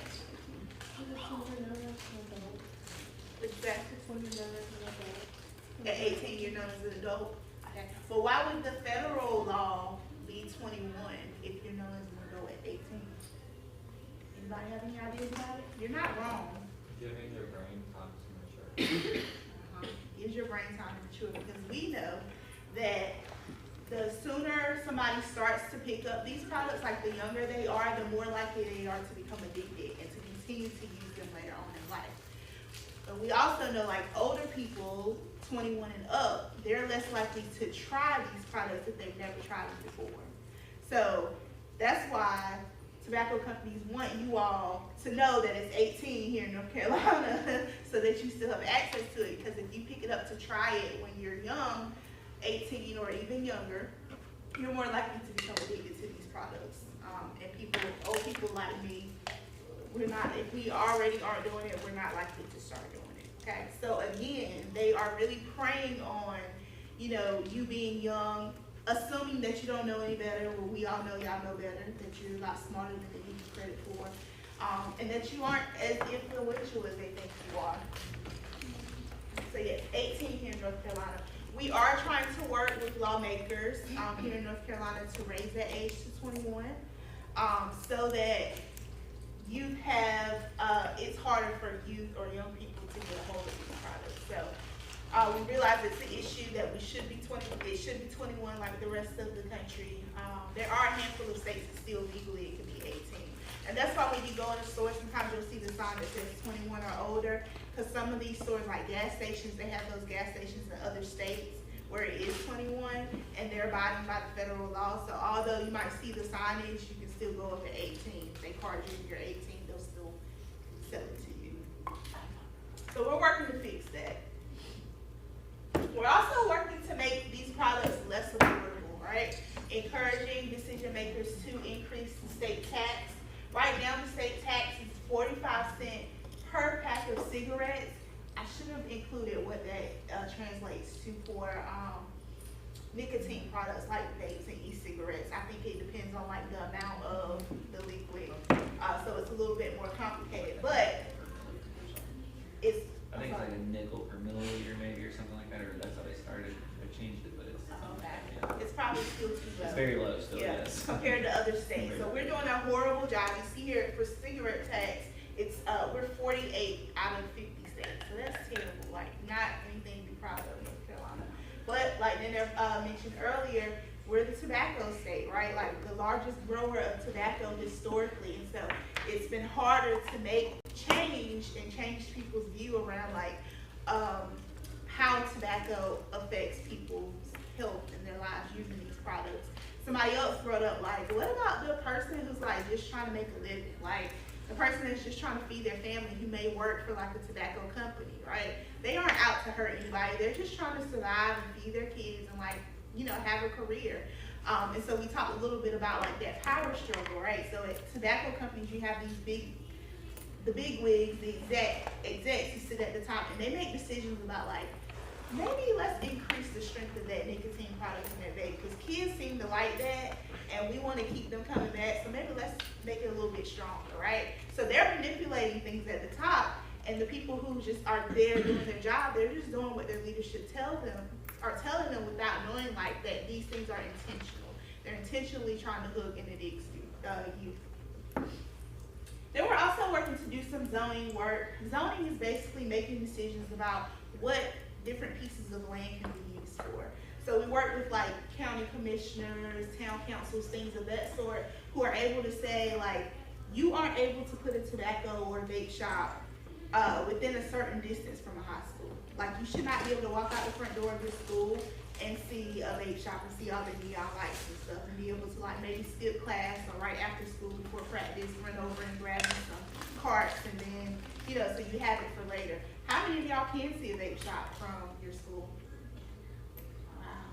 So you have, how many people in this room? 2, 4, 6, 8, 10, 14. And raise your hand again. 1, 2, 3, 4, 5, 6 of them. Who can see one? Can you write that down? I'm gonna mention that. Who can see one from the front door of their school or from their school? So that's problematic. And do y'all know of like any of your peers who may sneak over to the store maybe before or after school or maybe even skip school to go there? Have y'all heard of that? I'm sure, yeah. Yep. That's how it is in my community too. There's one right across the street, unfortunately. So we're trying to work with people who have the authority to say, no, you can't rent out that space there to open up a vape shop because kids go to the school here or there's a park right there in the corner. Like if you want to open up shop, maybe you need to go further down the road where somebody has to have a car or you're not around like young families and places like that. We also work with places to start tobacco-free policy. So probably like the one that y'all have in y'all school. Raise your hand if you have a tobacco-free policy in your school. If you go to a public school in North Carolina, you have one, it's the law. But that includes any nicotine product like Zen. And are y'all seeing Zen? Do y'all know what Zen is? Yeah, okay, so y'all seeing and the Zenfluencers? Is that coming on y'all's timelines on like TikTok and stuff? Yeah, so Zen again, it contains nicotine. It's not tobacco, but there are packets that contain nicotine. And it still has that same effect. So it's still affecting your brain development. Your brain doesn't fully develop until you're 25 years old. And so nicotine can affect your ability to make sound decisions. It can affect your ability to regulate your mood. It can contribute to things like anxiety and things of that sort. We also know that nicotine withdrawal can consist of symptoms like feeling antsy or anxious, maybe having headaches, migraines, or maybe stomach aches, things of that sort. And that's why people go back, right? So they might realize like it's not good for me, but I'm addicted. And when I don't have it, I get real anxious. Or I'm not able to concentrate in class. Or like I don't want to be bothered, like leave me alone. Or I don't feel good. So that's why they go back. Like it's not necessarily that they don't know that it's bad for them, but once you start, it's really hard to stop. Okay, and we recognize that. And that's why Nene shared all those resources with you all, because if you have a friend or somebody who maybe they thought about quitting, but it's really hard, those resources can help and give them some tips and tools and resources to help them quit, hopefully. So we're also working with schools to not only have a tobacco-free policy, but also to not suspend students, like for getting caught vaping. Not saying students should not follow the rules, quote unquote, but also realizing that nicotine addiction is real, and it's not just a matter of like not doing it. Like I might really feel bad if I don't do it, so that's why like it's not fun to have to sneak around and do anything, right? You'd rather be able to go do it in the open. But that's the rule, and so since I don't feel good, to feel better, I might sneak to the bathroom with the bathroom stall. How many of y'all see that? People in bathrooms vaping. We hear stories about, like, we heard stories earlier about them taking the soap out of the bathroom because they were hiding it behind the soap dispensers. Is that not problematic? That, look, she's like, wow, that's super problematic, right? Like, Anyway, I've heard stories of them hiding behind like toilet pipes and like their friends coming behind them and using them. And I'm like, oh, it just makes me cringe. But that shows how real like nicotine addiction is, right? Like people that withdraw symptoms, like they feel like they need it. And I think we need to talk more about that. Like it's a real thing. It's not just a matter of, oh, you do it because you want to feel cool. Like maybe you start because your friends were doing it and you didn't want to be like the oddball out. You didn't want to link them. So you were like, oh, I'll take one hit. Then you took that one hit and you're like, oh, it's not too bad. It kind of tastes good. It smells fruity. Like it don't stink like my grandma's old cigarettes. You know, it's not hurting anything. I can breathe still. I'll keep doing it, and then you realize, darn, like I need it. Like I'm addicted. I just got super mad at my mom because she told me to bring my laundry down, and I don't want to do my laundry anyway. So why did I get mad at her? It's because I'm irritable and because I don't have my nicotine. I don't have my vape. So what can you all do in your communities to help your peers, to help community members, and help to make your communities a safer place, a better place, a healthier place for people? So one thing you can start to do is the same thing that the tobacco companies do. Use social media. Like the same way they use it to appeal to you, you can use it to spread the message that, hey, y'all, I know it looks cool, I know they make it look sexy and like everybody's doing it, but actually everybody's not. And this is why it's bad for you. And this is how we can help you to quit. Like, so you can use the same tools. Like, they know how powerful social media is. And so they know the power of influencing. That's why they pay influencers, or not pay them, but like give them free stuff to talk about products and stuff like that. Because they know like the power of influence and the power of social media. So you can tap into that same power to spread awareness and to help people to live healthier lives. Or you can start like a club or a campaign in your school. I'm going to share an example of a campaign that a student did in the school in a little bit. Or you can start up a club that's all about like tobacco and doing work in your community to make your, to decrease access to tobacco products and things of that sort, or to educate your peers about the dangers of vaping. Sharing quick resources like Nana shared earlier, and even like educating tobacco retailers or taking an assessment of the number of retailers in your community. Like y'all just told me you can walk out the door and see a vape shop across the street. Like that's a problem, and sometimes it's in like how you get the message across. Like maybe they see it, they drive by every day, but they don't make the connection like, wow, that's kind of messed up. Like kids can literally walk across the street and go buy nicotine. Like that's a problem. So, and sometimes until you create awareness about an issue, it doesn't click for people. So you can use your power to educate people. Also, advocating, this kind of goes hand in hand with creating awareness. You can go as far, like if you're really interested in like law and advocacy and things of that sort, you can go and talk to like your state legislators, but you don't have to go that far. Maybe you don't feel like you're ready for that. You can start by talking to like your board of commissioners or your school board, people who make decisions at your local area, your town council, about things that they can do to make communities safer for you and your peers. Or maybe you can start or join a youth-led council or board where people invite young people in, because y'all have a lot of intel, like y'all know everything that we would love to know, and sometimes it's just a matter of like listening to y'all and inviting you to share. And so there are groups that would like to hear from young people, so if you're interested in sharing your perspective, you can consider joining a council or a youth-led board. Or maybe just writing your local newspaper. I don't know who reads the newspaper anymore. Y'all look at the news on your phone? Maybe you like get a news alert on your timeline or something. Yeah. TikTok news, yeah. So maybe newspaper isn't so relevant anymore. I probably should take that off. But making a video again on TikTok and sharing about, what you're experiencing, what you're seeing. And then requesting meetings with like your school administration, the principals, teachers, and things like that, and talk about like, this is what we're seeing. Like, I know y'all think y'all know everything, but really you don't. Really, like, they stopped doing that a long time ago. They don't vape in the bathroom anymore. Actually, they're behind the gym right now. You don't even know it. Like, not trying to get people in trouble, but helping them to realize that maybe I have insight to something that you don't know, and maybe I can help you to be a part of the solution, right? And you need to hear from us. Like if you're gonna make the rules for us, at least bring us to the table so we can help you make the rule and help you figure out what happens when you break the rule. That type of thing. And then being creative, like these are just examples, but I know y'all are, like, your creativity spans far beyond what I can even imagine.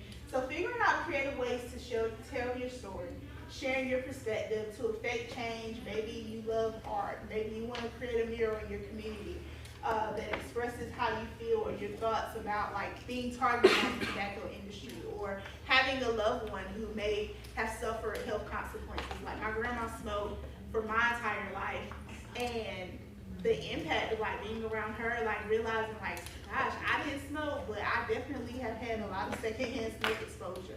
And then my grandma dying early, not to be morbid, but knowing that she died early, unfortunately, because she smoked for so long. Like she started smoking at 15. So like I have feelings about that, and maybe I can express that through art or video or something like that, poetry, anything, to create awareness. And then a photo voice project. A lot of schools are starting to do this where youth are going out and just taking pictures of what they see in their communities. For example, the vape shop across the street, or the number of vape shops, or maybe like the litter from the vapes, like the carts that they just discard and throw out. Things of that sort, to tell a story, create a narrative that draw people's attention. So maybe you aren't telling people what you should be doing or shouldn't be doing, but you're just telling the story from your perspective, and you never know like what conversations that might inspire or what change that may inspire. So here's an example of youth in action. These are some students in Wade County. Arjun actually attended a conference for CADCA. Have y'all heard of CADCA? I think they do some stuff with WILD. And he learned from one of the other young people who was attending that conference about Escape the Vape Week. So basically, they went into their schools and they created a week-long campaign about educating their peers about the dangers of vaping, why it's bad for you, letting them know that there are resources and things available to help them, and then encouraging their peers to live vape-free. So this is, they created a pledge where people came up and signed the pledge, but they partnered with like other student groups and organizations and clubs and created different activities that they did all week long, like showing videos, doing like morning announcements and things of that sort, playing trivia games and stuff like that, just to spread awareness and hear from their peers and draw interest around the fact that vaping is an issue. We know it's an issue. This is why it's bad, and this is what can be done about it. So this is just an example of what you can do if you're really interested in making a difference in your community or in your school or even in your friend group. Like it doesn't have to be that big of a, like you don't have to necessarily do the biggest thing. All your efforts are positive and contribute to change. And we really need people like you all who are passionate about different things to speak up and share your perspective and encourage change. Any questions? Y'all are quiet. Y'all hungry, aren't you? Yeah, me too. I feel that. It's time for lunch. Well, thank you very much.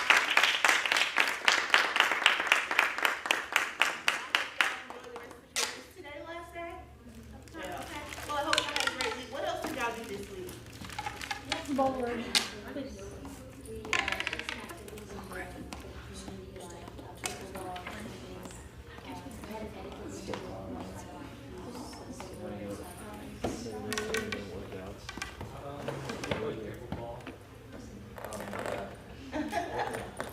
Sounds like a fun week. So how many of y'all? A dance? Oh, I didn't know it was fun. Y'all have a DJ?